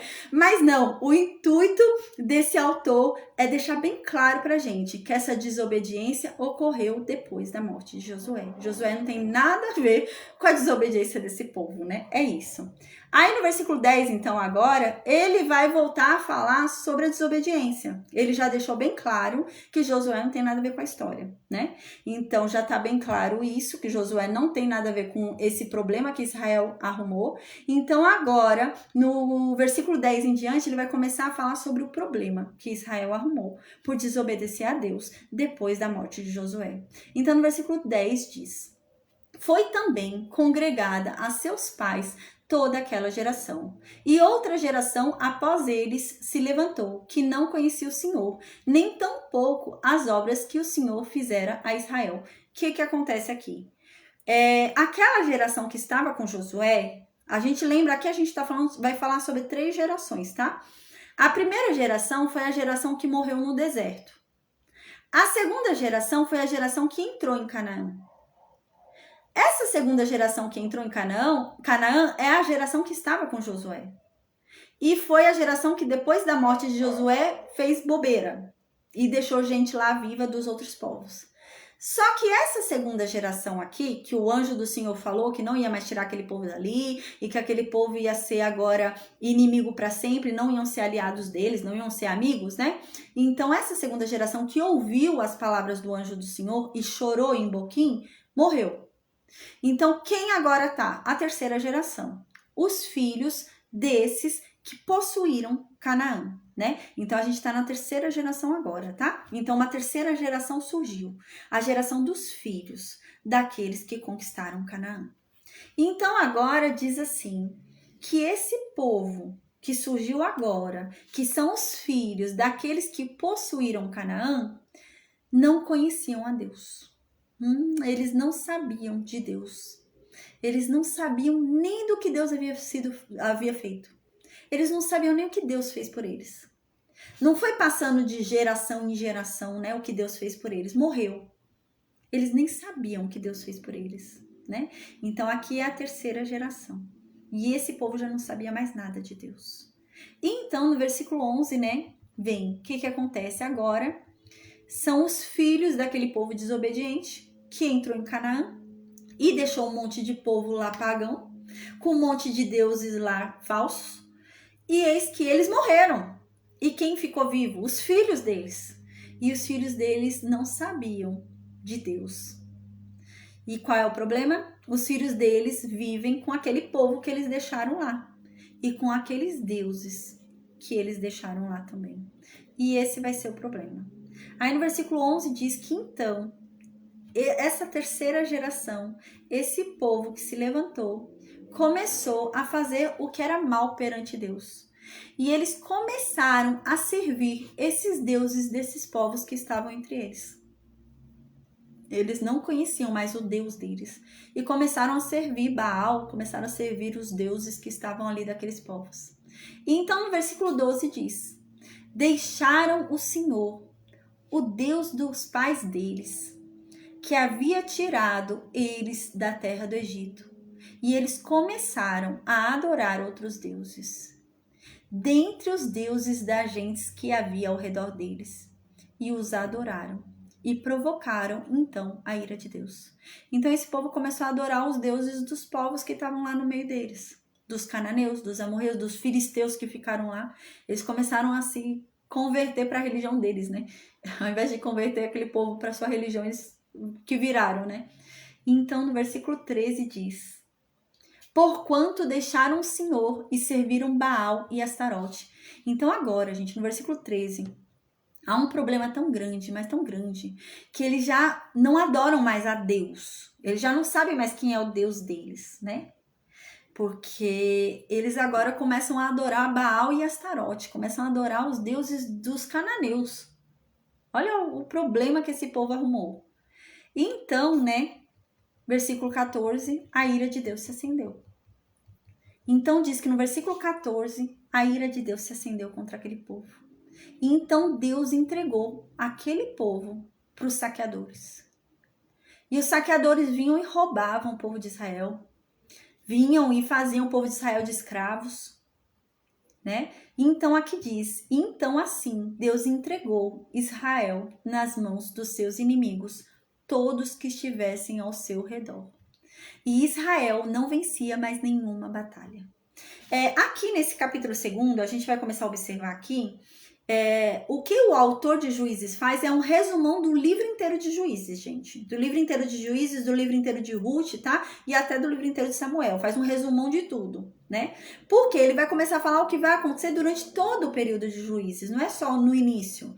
Ele vai começar a falar tudo o que aconteceu durante todo o período, tá? Então, a gente vai entender isso agora. Então, eles não serviam mais a Deus. Então Deus entregou eles. Então eles começaram a serem feitos escravos de outras nações, começaram a ser roubados, né? Começaram a ser saqueados, né? E eles tentavam guerrear e perdiam. Toda vez que eles tentavam resistir, eles perdiam, eles não conseguiam mais. Toda batalha eles perdiam. Então no versículo 15 diz: por onde quer que saíam, a mão do Senhor era contra eles, para o mal deles, como o Senhor havia dito que faria. E então eles se encontraram em um grande aperto. Então toda vez que eles saíam para guerrear, vinha alguma nação guerrear contra eles, né, porque queria fazer eles escravos, era muito comum nessa época, viu, gente? Uma nação brigar contra outra e a nação que foi tomada ser feita escrava, né, ser feita cativa, né? E eles estavam sofrendo isso, mas Deus abandonou eles, então eles perdiam. Então eles saíam para a guerra e não importa onde eles fossem guerrear, eles perdiam. Eles podiam guerrear em Siló, eles perdiam. Porque Deus não estava mais com eles, é isso que está dizendo. Então, no versículo 16, agora em diante, vai começar a falar sobre o resumo do período de Juízes, tá? Então, vai falar sobre todo o tempo de Juízes, tá? Não é só o começo do tempo de Juízes. Vai falar por que os juízes foram levantados, como funcionou, né, o tempo ali, né, de governo dos juízes, né, e o que acontecia durante esse período. Então, aqui é um resumo sobre todo o período de Juízes, tá? Do versículo 16 em diante é um resumão que o autor faz pra gente de tudo o que aconteceu nesse período. Então, no versículo 16, ele explica pra gente o que aconteceu nesse período. Então, né, diante do que estava acontecendo, Deus decidiu levantar juízes entre o povo, para que então eles fossem livrados das mãos dos inimigos deles. Né? Então Deus começou a levantar. Aquele povo precisava de alguém para orientar eles, né? Porque quando Moisés estava lá, eles obedeciam a Deus. Quando Josué estava lá, eles obedeciam a Deus. Agora que não tinha, né, alguém ali, né, eles não conseguiam. Então Deus decidiu o quê? Levantar juízes, né? Essas pessoas levantadas eram juízes, né? E esses juízes, né, foram levantados para quê? Para libertar Israel desses problemas que havia, né? Então, veio, por exemplo, Moabe e tomou Israel. Então, Israel foi feito cativa de Moabe. Um juiz era levantado para libertar Israel do cativeiro de Moabe, e então Israel começava a adorar o Deus verdadeiro de novo, porque aquele juiz ia guiando aquele povo ali, e aquele povo ia obedecendo aquele juiz, né? E é isso que vai explicar agora tudo o que aconteceu nessa época de Juízes pra gente. Então diz que no versículo 16, diz que Deus, diante disso, né, da decadência desse povo ter esquecido quem é o Deus deles, e esse povo começar a sofrer de novo, sendo escravos, sendo cativos, né? E eis que Deus começou a levantar juízes, começou a levantar ali autoridades, né, para conduzir esse povo, porque esse povo é um povo que não sabia, né, seguir o caminho de Deus, né? Então, esses juízes eram levantados para livrar Israel da mão dos opressores. Então, no versículo 17, ele vai começar a falar o que vai acontecer durante toda a história de Juízes, gente. Toda a história, é isso que vai acontecer. Então, no versículo 17 diz: contudo, não obedeceram ao seu juiz. Gente, Deus levantava juízes para esse povo ser liberto dos seus opressores, mas eles não obedeciam juízes, não. Eles queriam fazer cada um o que quisesse, né? Então, aqui diz, pelo contrário, ao invés de obedecerem esses juízes que Deus levantava, eles se prostituíam cada vez mais e começavam a adorar cada vez mais outros deuses, ao invés de obedecer os juízes que Deus levantou. Então aqui diz, depressa se desviaram do caminho por onde andaram seus pais, na obediência dos mandamentos do Senhor, e eles não fizeram como os pais deles.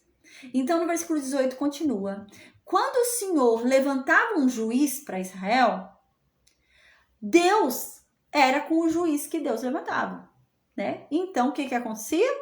Israel era liberta, né? Israel se via livre do seu opressor, porque Deus era com o juiz que ele levantou, né? Então Deus levantava um juiz, ia lá, libertava o povo e o povo ficava feliz ali, liberto. E durante todo o período de vida daquele juiz, Israel obedecia a Deus, né? Então, ali ficava certinho, né? Então, aqui diz, porquanto o Senhor se compadecia deles antes dos seus gemidos, por causa dos que o apertavam e oprimiam, né? Não é todo juiz que Israel vai obedecer ao juiz, não, né? Mas o que acontece? Aqui diz, né? Que absurdo. Aqui diz, Deus se compadecia, né? Por causa dos gemidos desse povo. E então Deus levantava juízes para ajudar esse povo. E o juiz ia e libertava esse povo. Aí esse povo se via livre, então voltava a pecar de novo, né? E então Deus levantava juízes.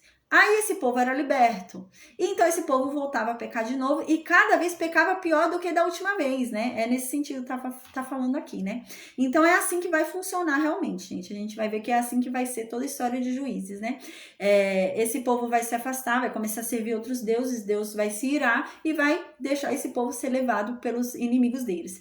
Então esse povo vai ficar realmente escravo, cativo por anos, gente. Então eles vão começar a chorar. para Deus, vão começar a clamar a Deus, né, pedindo socorro, e Deus vai se compadecer deles, né? Olha como Deus é bom, viu? Tem gente que fala que o Antigo Testamento é um Deus só de ira, um Deus ruim, né? Olha como Deus é bom. E Deus se compadece deles. Então Deus levanta um juiz ali, o juiz vai lá e liberta esse povo dessa escravidão. Esse povo se vê liberto da escravidão, vai pecar de novo, né? É nesse sentido. Aí no versículo 19 diz: sucedia, porém, que quando o juiz falecia, né, eles às vezes até cumpriam ali a Deus, né, durante o tempo de vida do juiz. Mas o juiz falecia, eles vinham e ficavam piores do que eram antes. Eles faziam mais pecados ainda do que era antes, né? Quando o juiz falecia. Então aqui diz, e começavam a seguir outros deuses de novo, e ficavam servindo e adorando esses outros deuses de novo, né? E não deixavam de fazer essas obras aí más, né? E nem da obstinação dos seus caminhos. Então eles não deixavam de seguir outro caminho, eles queriam seguir aquele caminho, não queriam obedecer a Deus, estavam obstinados a servir aqueles deuses, né? Então eis que Deus mandava de novo o inimigo pegar eles, e a gente vai ver que o período inteiro de juízes é isso, gente, é isso realmente. Eles vão ser entregues aos inimigos, vão passar anos ali sendo escravos, né, sendo cativos, vão chorar, clamar a Deus, pedir por socorro, pedir perdão.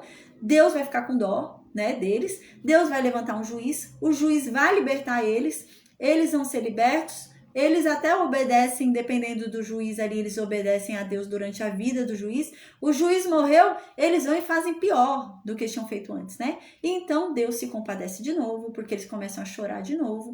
Aí Deus levanta um novo juiz de novo. E esse povo, então, obedece a Deus durante a vida desse juiz. O juiz morreu, eles fazem pior. E é isso que vai acontecer. Isso é o resumão, realmente, do livro de Juízes, gente. A gente vai ver. Então, aqui diz isso no versículo 19, diz assim: sucedia, porém, que falecendo o juiz, reincindiam e se tornavam ainda piores do que os seus pais. E ficavam seguindo outros deuses, servindo outros deuses, adorando outros deuses, e não deixavam de fazer as obras más, né? E estavam obstinados nesses caminhos, eles não queriam mudar esse caminho, não. Então, no versículo 20 diz: então a ira de Deus se acendeu contra Israel. Aí Deus ficou irado contra Israel, e Deus falou: olha, esse povo transgrediu a minha aliança, que eu tinha ordenado a seus pais, e eles não deram ouvido à minha voz. Também agora eu não vou mais expulsar esse povo daí. Eu não vou expulsar mais nação nenhuma que Josué deixou. Todo esse povo vai ficar aí. Não vou mais expulsar ninguém, né? O povo que Josué não expulsou quando ele morreu vai continuar aí. Não vou expulsar mais ninguém porque esse povo não me obedece. Então, no versículo 22 continua, né? Para por elas, por Israel à prova, se guardará ou não o caminho do Senhor, como seus pais o guardaram. Então Deus falou: olha, eu não vou mais expulsar ninguém. Não vou expulsar mais nenhum desses povos, porque tão facilmente eles estão se corrompendo. Então agora esse povo vai ficar aí realmente para testar Israel, para ver se Israel vai seguir os meus caminhos, vai me obedecer ou não, né? A gente vê, né, que no versículo 23 a gente vai ver isso, que esse versículo 20, 21, 22 e 23, né, Deus já sabia disso na época de Josué. A gente vai ver isso também no capítulo 3, né? Deus já sabia disso na época de Josué, né? Deus conhece o coração do homem, né? Então, Deus... É claro que Deus não sabe a decisão que nós vamos tomar, porque se Deus soubesse a decisão que nós vamos tomar, Deus não teria nos dado livre-arbítrio, né? Eu não teria livre-arbítrio para escolher o sim ou não. Eu tenho o direito de escolher sim ou não. Mas Deus conhece a inclinação do meu coração. Então, Deus sabe para onde eu vou inclinar meu coração. Então Deus sabe que a minha intenção é mais ir para lá do que para cá, né? Então Deus sabe disso. E é isso que Deus sabia aqui. Porque a gente vai ver no capítulo 2, agora no finalzinho, no capítulo 3, que Deus deixou de propósito essas nações quando Josué ainda era vivo, para testar Israel, se Israel ia obedecer ou não, né, às palavras de Deus, obedecer ou não, que Deus havia mandado matar todo mundo, né? Mas Deus agora, vendo que o povo também não tá resolvendo nada, não tá ajudando nada, Deus fala que agora também não vai mais tirar de vez, vai ficar lá aquele povo, porque Israel não obedece eles, né? Então isso já era um propósito de Deus desde o tempo de Josué, né? Eu falei isso já desde o livro de Josué, Que é claro que Deus podia ter feito Josué conquistar toda a terra prometida, né? Não tem problema nenhum para Deus aumentar mais um pouco o tempo de vida de Josué. Mas o problema não foi Josué. O problema é que realmente Deus queria tirar Josué do cenário para deixar Israel possuindo a terra sozinhos, para testar Israel, né? Porque com Josué ali, o povo não ia pecar, né? Então, Deus queria testar sem Josué estar ali, né? E é isso que vai falar no versículo 20, 21, 22, 23 e no capítulo 3, né? Fala sobre isso realmente. Que Deus deixou todo aquele povo ali, né? Do norte e do sul, de propósito, para que Israel fosse testado, né? Deus queria realmente testar Israel, para quando Israel fosse tomar posse da terra, se eles iam ou não matar aquele povo. E realmente eles não mataram, né? Realmente eles deixaram aquele povo lá, né?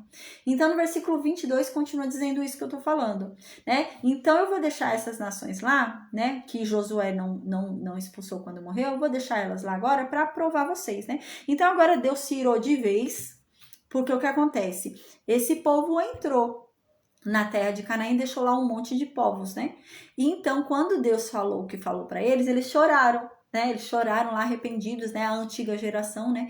E Deus fala: não, eu não vou mais expulsar esse povo daí, porque agora eu quero deixar eles aí mesmo para vocês morarem entre os inimigos, né? Vocês vão morar entre os inimigos de vocês, porque eles vão ser uma pedra no caminho de vocês agora. Vocês vão se arrepender do que vocês fizeram, né? Então, no versículo 23 diz isso, que Deus, né, não havia expulsado no tempo de Josué de propósito, né? Então diz assim o Senhor deixou ficar aquelas nações e não as expulsou logo, nem as entregou na mão de Josué. Então, no versículo 23 deixa muito claro que Deus já sabia do coração desse povo. Deus já sabia que esse povo, né, ia se inclinar para aqueles deuses, que o povo não ia acreditar que ia conseguir vencer aquele povo, ia olhar para carro de ferro e achar que aquele povo era forte e era invencível, né? Então Deus sabia disso e Deus resolveu testar esse povo, e é isso que diz no versículo 23. Deus, sabendo que aquele povo tinha um coração que ia se inclinar a desobedecê-lo, Deus então resolveu testá-lo. Deus resolveu então não expulsar essas nações para que realmente eles fossem testados, né? Então não entregou essas nações nas mãos de Josué para testar realmente Israel, né? E Israel, né? Eles foram reprovados nesse teste, né? Porque eles acabaram deixando o povo lá, né? Eles, ao tomarem posse das terras, eles viram lá um povo forte, ficaram com medo e preferiram que o povo ficasse lá e não mexeram nos deuses dele, deixaram lá o povo com seus altares, né? E acabou que as próximas gerações começaram a se corromper, né? Então, gente, a gente vai finalizar aqui hoje a aula, tá? De hoje. Amanhã tem aula. Amanhã a gente vai falar sobre Juízes 17, tá? A gente vai pular agora de Juízes 2 para Juízes 17 e 18. Amanhã a gente vai ler 2 capítulos, tá? Porque a gente vai ler por ordem cronológica. O que acontece no capítulo 17 até o capítulo 21 é no período onde ainda não tem juízes. É no período onde a perversidade começou a aumentar ali, a decadência começou a aumentar em Israel, e cada um fazia o que queria, né? E então, eis que a ira de Deus vai se acender, e então Deus vai entregar Israel para outras nações. Então vão juízes começar a subir, começar a ser levantados, né? Mas antes disso, tem esses acontecimentos do capítulo 17, 18, 20 e 21 que a gente vai estudar, tá bom? Então amanhã a gente vai estudar o capítulo 17 e 18, que aconteceu antes da época de juízes, né? Antes de algum juiz ser levantado, né? Mas já estava ali numa loucura, né? A gente vai ver que cada um fazia o que queria, cada um entendia que a religião era do seu jeito, né? Eles vão começar a fazer aberrações. A gente vai começar a entender isso, né? Que aberrações eram essas que eles faziam, a gente vai ver do capítulo 17 até o 21, e então a gente volta para o capítulo 3, que é quando começa o levantamento dos juízes em Israel. Então a gente vê o cenário que chegou quando os juízes começam a ser levantados no capítulo 3, tá bom? Então amanhã a gente vai falar sobre o capítulo 17 e 18. Amém. Amém. Oi! Elizabeth?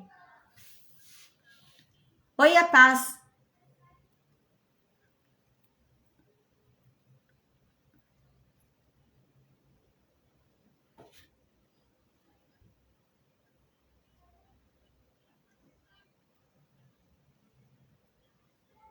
Sim, isso mesmo. Por exemplo, Deus quer, né, que a gente siga o caminho dele. Deus quer que a gente siga um caminho, mas ele nos dá o livre-arbítrio. Então, se Deus soubesse a decisão que eu vou tomar, Deus, ele não teria me dado o livre-arbítrio. Então, ele saberia o que eu vou decidir, né? Mas ele consegue entender pelo meu coração a decisão que eu vou tomar. Pelo meu coração ele consegue entender. Um grande exemplo disso é em Êxodo. Quando a gente estudou o livro de Êxodo, quando Jesus, né, ali da sarça ardente, fala com Moisés, Jesus fala assim, olha, você vai chegar lá em Israel, né, que tá lá no Egito, você vai falar com o povo de Israel e você vai mostrar o primeiro sinal, né? A Bíblia diz isso, você vai mostrar o primeiro sinal para eles. Pode ser que eles não creiam no primeiro sinal. Aí você vai mostrar o segundo sinal para eles. E pode ser que eles não creiam no segundo. Aí você mostra o terceiro sinal para eles. Ou seja, Deus não sabia.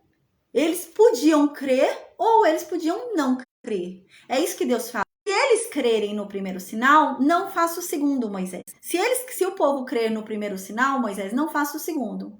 Aí, se o povo não creu no primeiro, faz o segundo, Moisés. Se o povo creu no segundo, não precisa fazer o terceiro. Mas o povo não creu no segundo, o povo... você vai fazer o terceiro. E no terceiro eles vão crer. Por quê? Por causa da inclinação do coração deles. Não porque Deus sabia, né? Mas porque Deus entendeu pela inclinação do coração que, na primeira vez o coração deles ia ficar meio duvidoso. Será que é mesmo um Deus falando com a gente? Aí a segunda, né, já ia amolecer um pouco mais aquele coração. A terceira já ia ser totalmente amolecido, né? Então é nesse sentido. Mas Deus não sabe, né? Deus não sabe a decisão que a gente vai tomar. Deus não dá para saber qual decisão a gente vai tomar. Mas Deus conhece o nosso coração. E pelo nosso coração, né? Ele consegue, né? Desenhar caminhos, né? Então pelo nosso coração, ele consegue sondar o nosso coração ao ponto de desenhar caminhos pra gente, né? Mas a escolha é nossa. Nós escolhemos, né? O livre-arbítrio é nosso.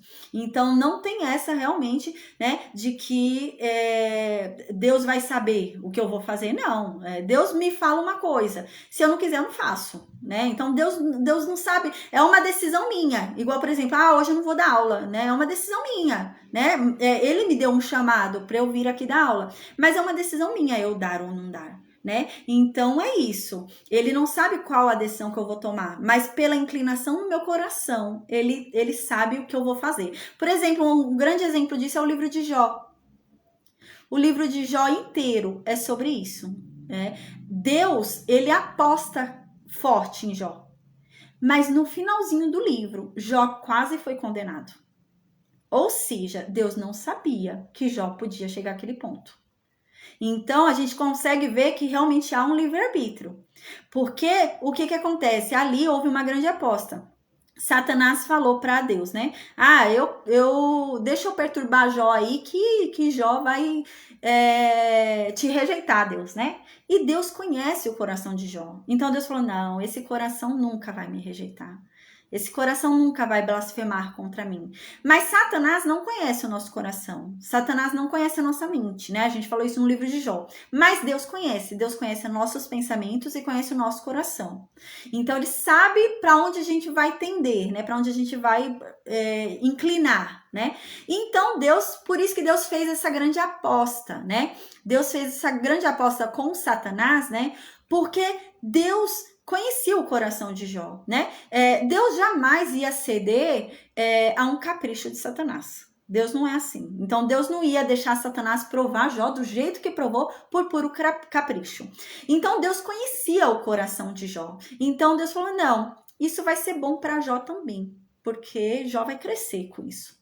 Jó vai aumentar a intimidade dele comigo com isso. E vai ser bom para Satanás também. Para Satanás ver que nem todo mundo é igual a ele, né? Não é todo mundo que é igual a ele não e se corrompe, né? Então havia um propósito ali, né? Para a vida de Jó. E Deus apostou alto ali no começo. Então Deus falou, não, Jó não vai se corromper. Tanto que na primeira atingida ali de Satanás, Deus ainda fala para Satanás, Satanás, você viu lá Jó? Jó não se moveu, né? Aí o que Satanás fala para Deus? É porque não foi nele, né? Jó é tão egoísta que ele só vai blasfemar contra você quando ele sentir na pele, né? Foi isso que Satanás falou. Jó não blasfemou contra você porque quem morreu foram os filhos dele. Quem morreu foi tal pessoa, os que perderam a casa foram tal pessoas, mas nele ninguém tocou. Então, enquanto não tocar nele, Jó não vai te blasfemar, né? Então, Satanás já vem nessa, né? E então, o que Deus faz? Deus fala, tá bom, pode tocar nele. Por quê? Porque Deus conhecia o coração de Jó, né? E Deus falou, não, eu conheço. Jó, o coração dele não é um coração que vai me rejeitar. Ele me ama de verdade, né? Então, pode tocar nele que ele não vai blasfemar contra mim.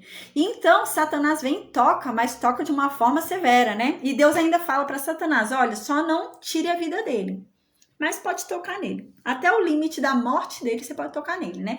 A gente vê o poder, a capacidade de Satanás, né? Satanás sabe qual é a capacidade que a gente tem até a morte, gente. Olha o nível, né? Isso é revelado pra gente no livro de Jó. Sério, Satanás tem a capacidade de ver qual é o nosso limite de morte. Então, ele pode mexer com a gente até um limite de morte, onde a gente não vai morrer, mas ele vai causar um estrago tão grande, né? Que a gente possa blasfemar. Então, a gente tem que ter muito cuidado, né? Nas estratégias e artimanhas de Satanás. E é isso que acontece com Jó. Então, Deus tinha uma aposta muito alta com Jó. Só que Jó começa a se perder no meio do caminho, né? A palavra de Deus diz, o livro de Jó diz, que no comecinho ele tá firme. Ele tá firme. Mas quando chegam os amigos dele, né? Parece que estão até usados por Satanás, aqueles amigos ali. Porque é um negócio... Quando chegam aqueles amigos ali começam a questionar Jó, então o orgulho de Jó começa a falar mais alto. Então Jó começa a condenar a Deus para se livrar, né? E isso era algo que Deus não esperava. Por isso que Deus chegando do jeito que chega no final do livro de Jó. Deus briga 2 vezes com Jó no final do livro, né? Se eu não me engano, no capítulo 38 e depois no capítulo 41, né? Deus chega de uma forma, né? Faz, quem é você? Olha, ele era uma grande aposta de Deus e Deus chega falando como com Jó no final? Quem é você para estar falando algo de mim aí? Isso. Então, a gente vê como Deus, né, deu o livre-arbítrio. E Jó quase caiu. Mas Deus, né, antes de Jó cair, Deus revelou a verdade para Jó. E Deus ainda permitiu que Jó escolhesse. No finalzinho, no capítulo 41, Deus fala que Jó ia ser condenado por causa do orgulho. Então Deus fala, olha Jó, vou te dizer uma coisa. O orgulhoso para mim é como o ímpio. Porque o pai do orgulhoso é Satanás. Então, Deus começa a mostrar a verdade para Jó ali no final, né? Porque Jó estava com um orgulho tão grande que Deus, depois na segunda chamada de Deus ali, Deus fala, você quer falar mais alguma coisa para mim, Jó? E Jó fala, não, tudo que eu queria eu já falei. Jó fala assim, desse nível. Jó tava, né, nesse nível com Deus. E então Deus fala, então cinge teus lombos, aí se prepara, levanta se você é homem, e escuta e me responde. Se você é tão bom assim, me responde tais coisas, né? Então, você vê que Deus estava muito irado com Jó, né? Deus não imaginava que Jó fosse chegar nesse ponto que chegou, né? Então, no finalzinho, Deus mostra a verdade para Jó. E Deus fala, olha, o caminho que você está seguindo é o caminho dos orgulhosos. Você vai ser condenado por causa desse seu orgulho. Você é um homem que nunca pecou. Você é um homem justo. Você é um homem íntegro. Era um homem temente a Deus que se desviava do mal. Mas que você vai ser condenado por causa desse seu orgulho, né? E Jó achava que aquele orgulho não era nada. Mas Deus começa a falar, não, o orgulhoso para mim é como o ímpio, né? E você vai ser condenado porque o pai do orgulhoso é Satanás, né? E começa a falar a verdade para Jó. E então, no finalzinho, Deus fala, e agora, Jó? Tem mais alguma coisa para falar comigo? E então, Deus espera a resposta de Jó. Deus espera, gente. Então, Deus ainda esperava. Deus ainda estava esperando ali o livre-arbítrio de Jó. Então, no finalzinho, Jó fala, Senhor, me perdoa, porque eu falava do que eu não conhecia. Eu sou só pó.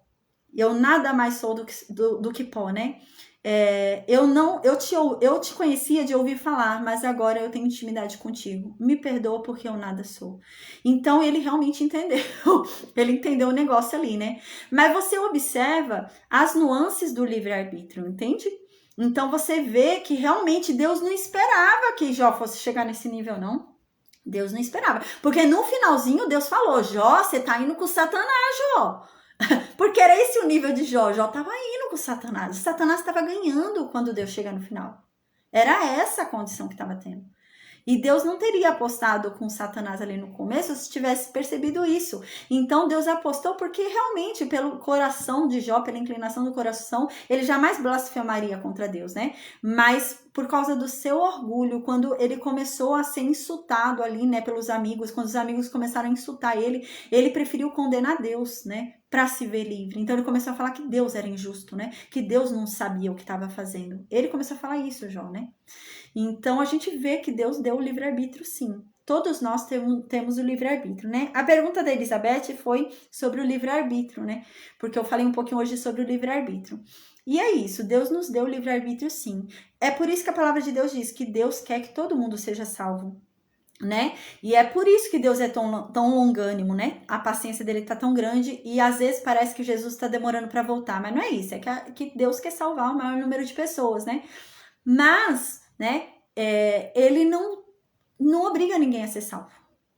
É uma escolha, né? Então a gente escolhe ser salvo como a gente escolhe cada coisa na nossa vida. Então Deus não sabe as decisões que nós vamos tomar na vida, né? Então, mas Deus sabe a inclinação do nosso coração. Então Deus sabe, segundo a inclinação do meu coração, por exemplo, Deus tem um propósito na minha vida. Eu me perdi. Deus sabe que segundo a inclinação do meu coração, se ele me mandar tal prova, eu vou voltar. É nesse nível, entende? Aí Deus sabe isso, a inclinação do meu coração, mas não a decisão que eu vou tomar. Mas pela inclinação do meu coração, ele consegue prever a decisão que eu vou tomar. Mas ainda assim eu posso surpreender e tomar outra decisão, como Jó fez, né? Mas no finalzinho Jó mudou, depois da verdade revelada para ele, né? Deu para entender, Elizabeth? Amém. Sim. Elizabeth, pode falar? Pode.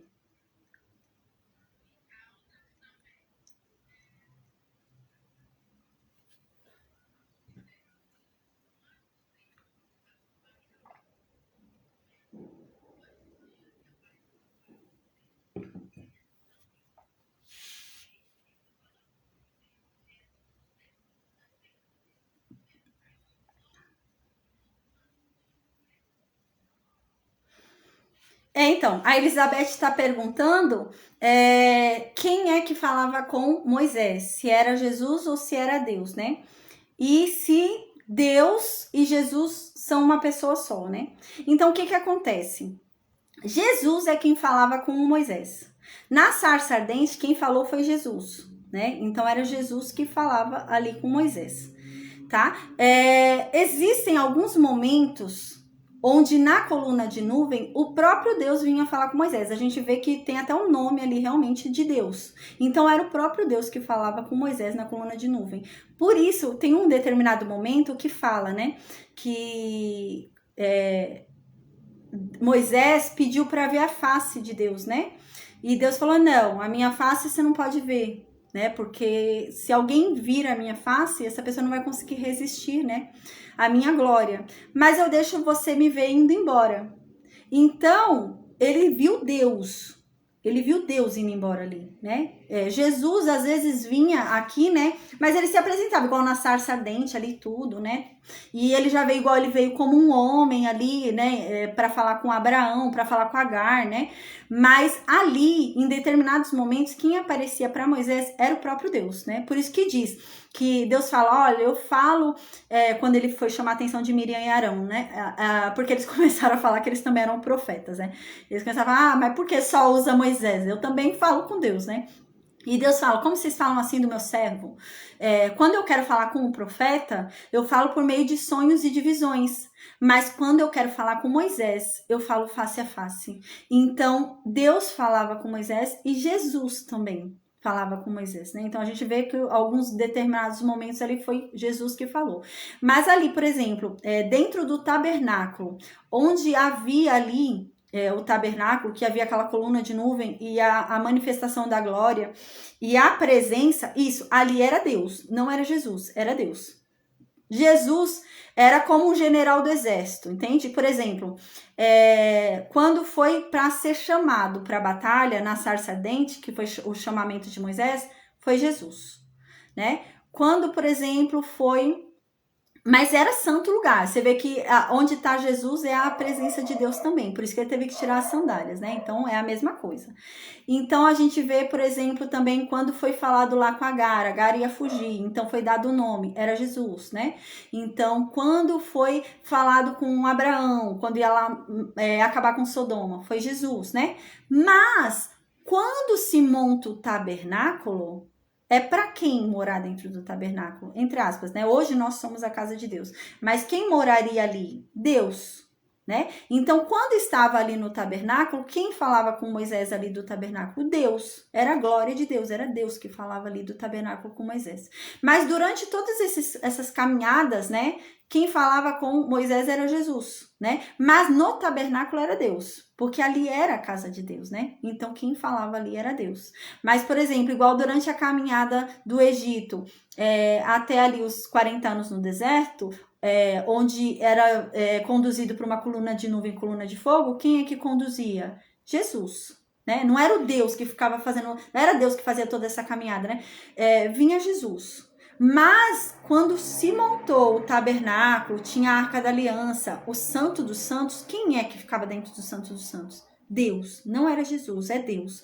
Por isso que depois, a gente vai ver mais pra frente, quando Jesus morre, rasga aquele véu. Porque Jesus entrou no Santo dos Santos. E realmente, ele não entrou no Santo dos Santos daqui da terra que Israel montou, mas ele entrou no Santo dos Santos lá no céu, verdadeiramente para se sentar à direita de Deus, né? Então, quem é que estava lá dentro do Santo dos Santos? É Deus. Então, toda vez que Moisés entrava no tabernáculo para falar, era o próprio Deus que falava com Moisés, né? E você perguntou se eles são uma pessoa só, né? Não é que é uma pessoa só, mas é uma unidade, né? Por exemplo, deixa eu ver a melhor forma de explicar. Por exemplo, a gente. Por exemplo, eu. Eu sou corpo, sou alma e sou espírito. Eu sou 3 em 1. Sou corpo, alma e espírito, certo? Cada um deles tem uma função dentro de mim, né? O corpo tem uma função, a alma tem uma função e o espírito tem uma função, certo? A mesma coisa é a Trindade. Por exemplo, tem o Pai, tem o Filho e tem o Espírito Santo. Cada um tem uma função, né?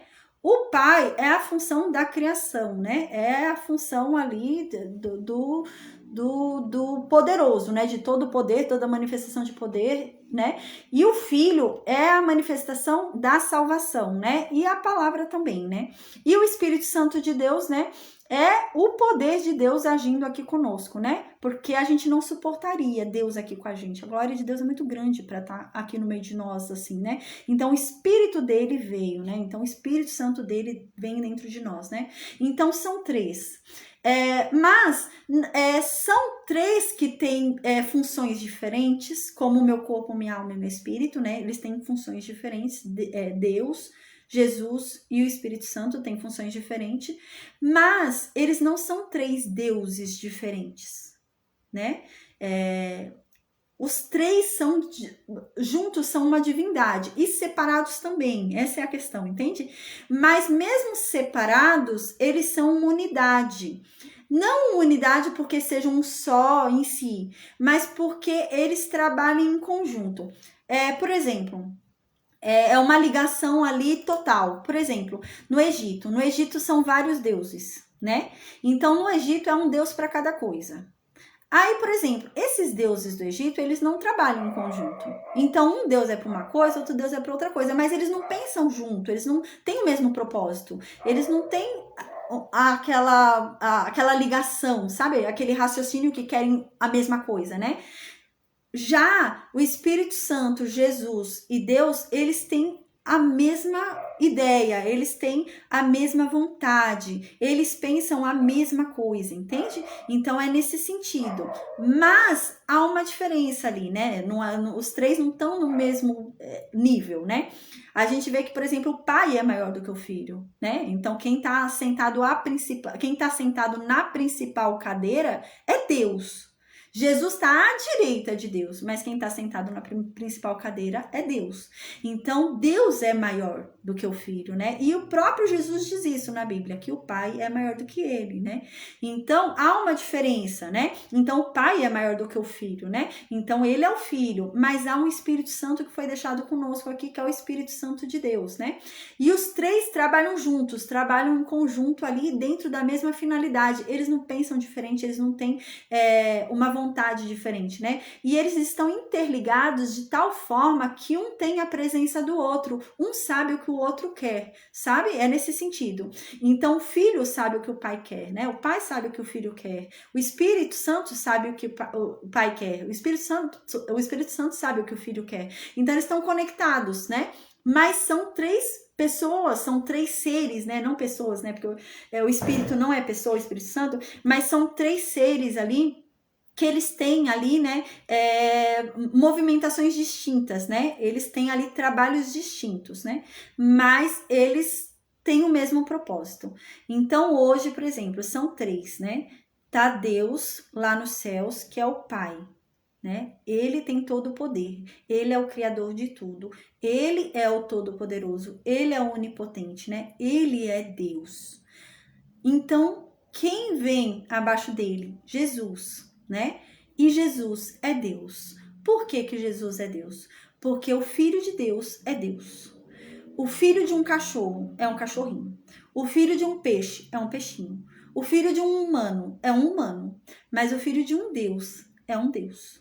Então, Jesus é um Deus, né? Assim como Deus é Deus. Mas ele não é um Deus separado do Deus, né, Pai, como, por exemplo, os deuses do Egito são. Não, eles são interligados, onde a vontade de um é a vontade do outro, onde um quer a mesma coisa que o outro quer, né? Então, a presença de um está no outro e a presença do outro está nele, sabe? Então, você quer encontrar o pai, vai até o filho. Se você quer encontrar o filho, vai até o pai. Eles estão ligados, conectados, né?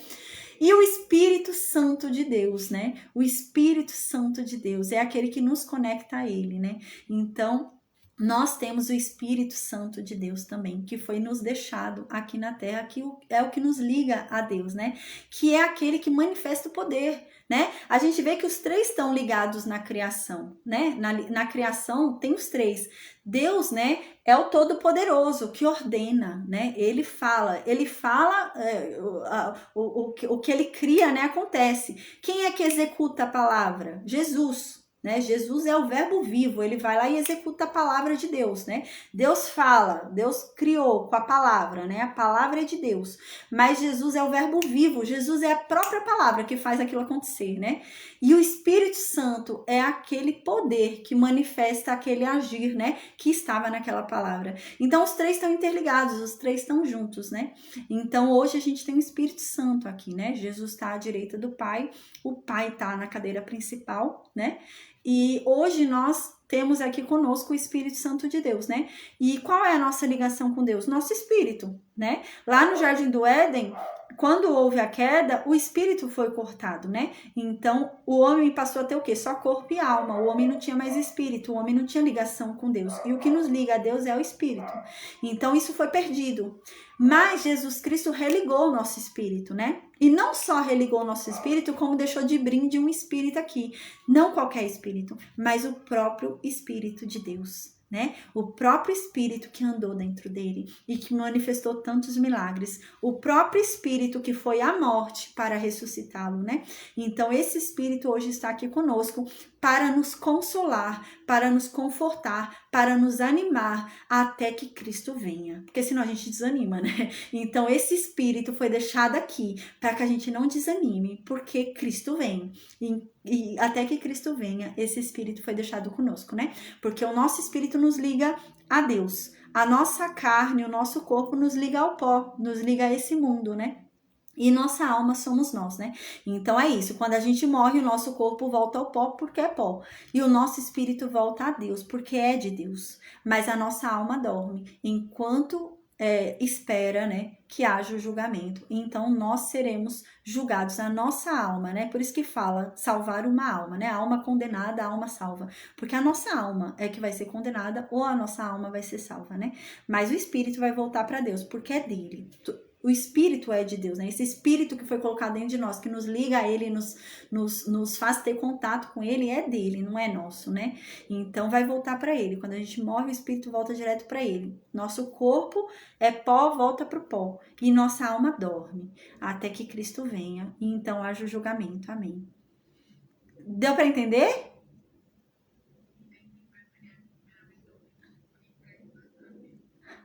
Amém. Amém. Amém. Amém. E alguém. Amém, glória a Deus. Eu tô até pensando se tem mais coisa aqui para eu falar, que eu tentei explicar de uma forma bem clara, né? Bem. Mas amém. Foi, né?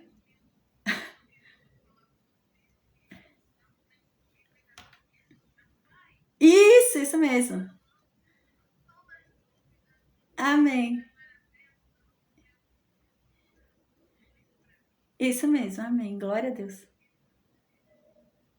Amém, glória a Deus, amém, amém, que bom, amém. E é isso, né? No princípio, Jesus tá, por isso que mais pra frente a gente vai ver Jesus, né?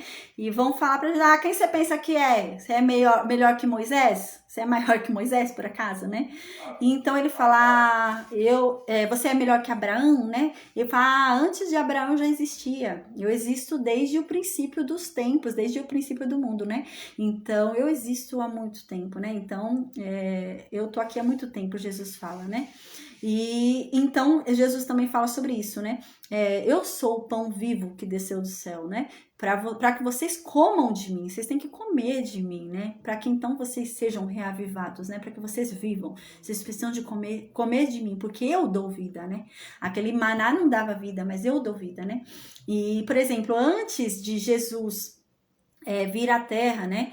Ele era o anjo do Senhor, né? Ele não sentava à direita de Deus.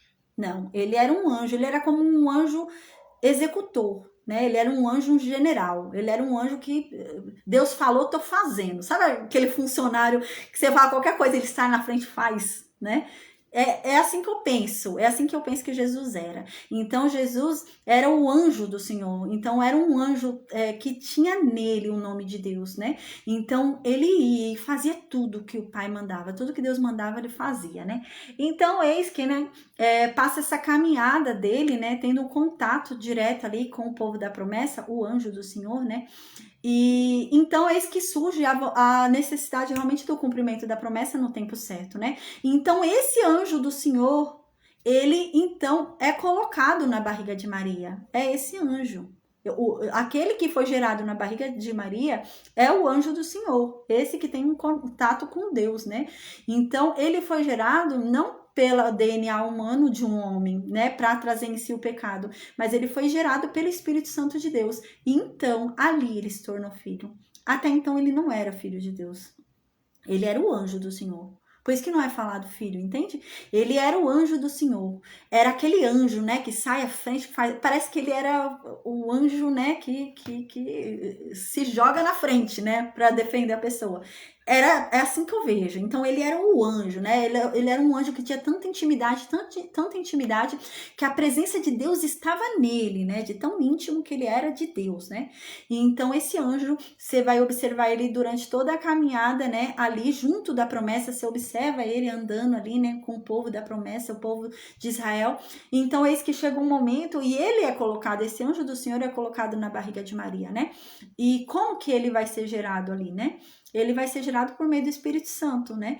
Porque ele não pode ser gerado por meio de um DNA humano, né? Então ele foi gerado por meio do Espírito Santo e então eis que ele nasce, né? E agora ele já não nasce mais como o anjo do Senhor, ele nasce como o filho de Deus, porque ele foi gerado pelo Espírito Santo de Deus. É como se, por exemplo, o pai dele fosse o Espírito Santo de Deus, entende? Então ele passou a ser filho agora, ele subiu de nível, não é mais o anjo do Senhor, agora ele virou filho de Deus. E aí ele, devido à obediência dele, né, por ele ter resistido a Satanás, porque a palavra de Deus diz isso, ele veio como nós. ele era suscetível à tentação, ele era suscetível ao pecado, e é por isso que ele foi tentado, né? Se ele não fosse suscetível, Satanás não tinha tentado ele. Satanás tentou porque ele podia ceder. Essa era a verdade, né? Mas a palavra de Deus diz que ele foi aperfeiçoado na obediência dele, e é por isso que o nome dele foi colocado acima de todo nome, e hoje ele está sentado à direita de Deus. Foi dado a ele a honra de se sentar no trono de Deus e reinar com Deus por causa de tudo que ele fez. E é isso que Jesus promete pra gente. Se a gente permanecer nele, obedecer a ele, se aperfeiçoar na obediência nele, nos será dado o prazer de se sentar com ele, com Jesus, e reinar com ele, porque haverá um tempo onde ele reinará nessa terra e nós reinaremos com ele. E é isso que ele promete pra gente, o que ele recebeu. Oi.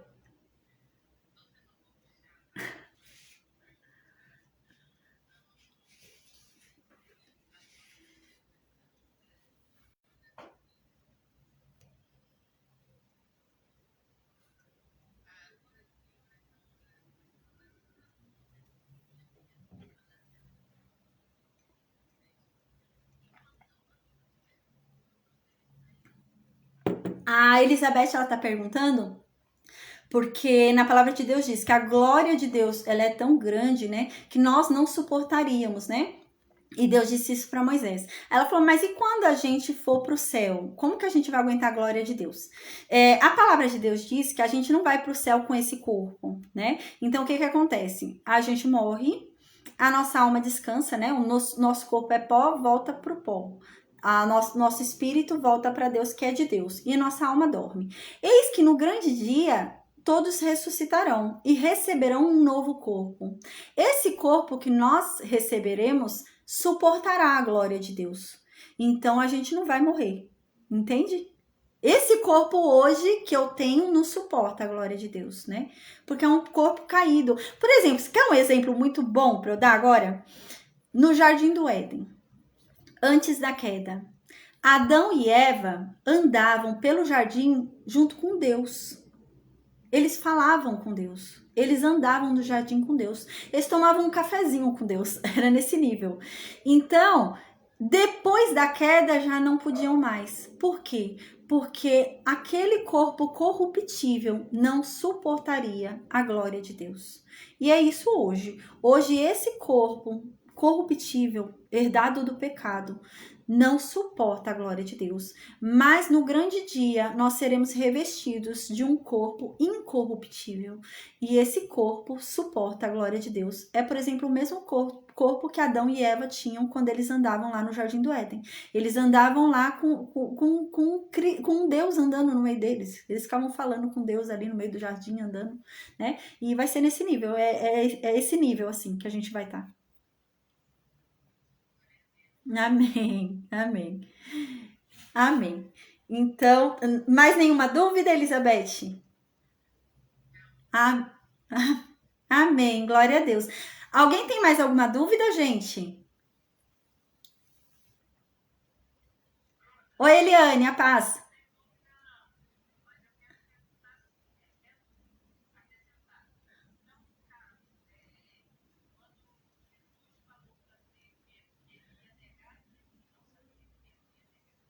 Então, a Eliane está perguntando aqui. Ela falou assim: que Jesus falar para Pedro, né, que Pedro iria negar Jesus 3 vezes, né?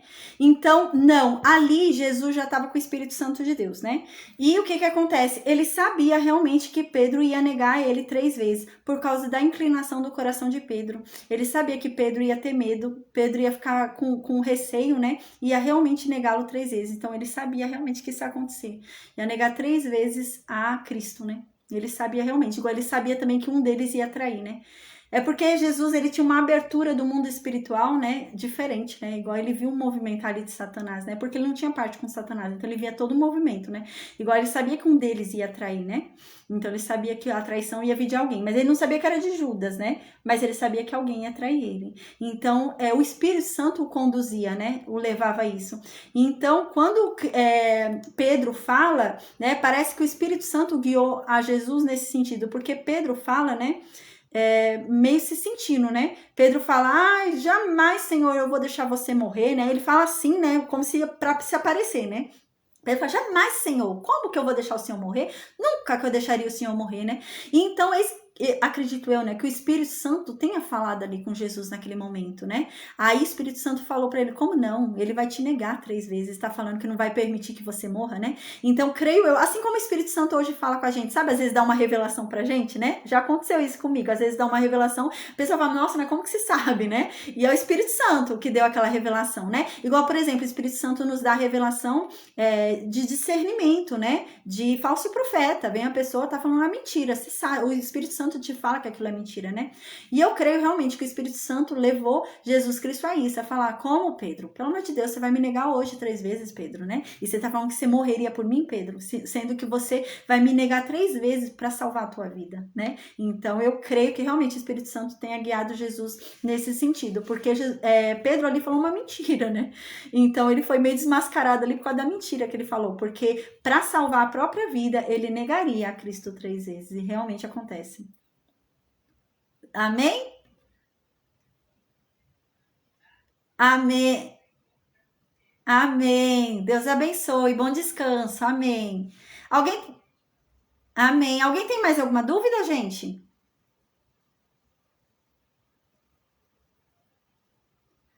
Mais nenhuma dúvida? Anestina, Dona Maria de Oliveira, ó, Dona Maria de Lourdes, Elizabeth, Edivânio, aparece Cisco Play. Ninguém tem mais nenhuma dúvida, né, gente? Então, amém. Eu vou desconectar, tá bom, gente? Amém. A gente se encontra amanhã de novo, com a graça de Deus, amém. E amanhã a gente vai estudar o capítulo 17 e 18 do livro de Juízes, tá bom? Um bom descanso a todos nós, amém, amém, gente. E até amanhã, com a graça de Deus. Amém.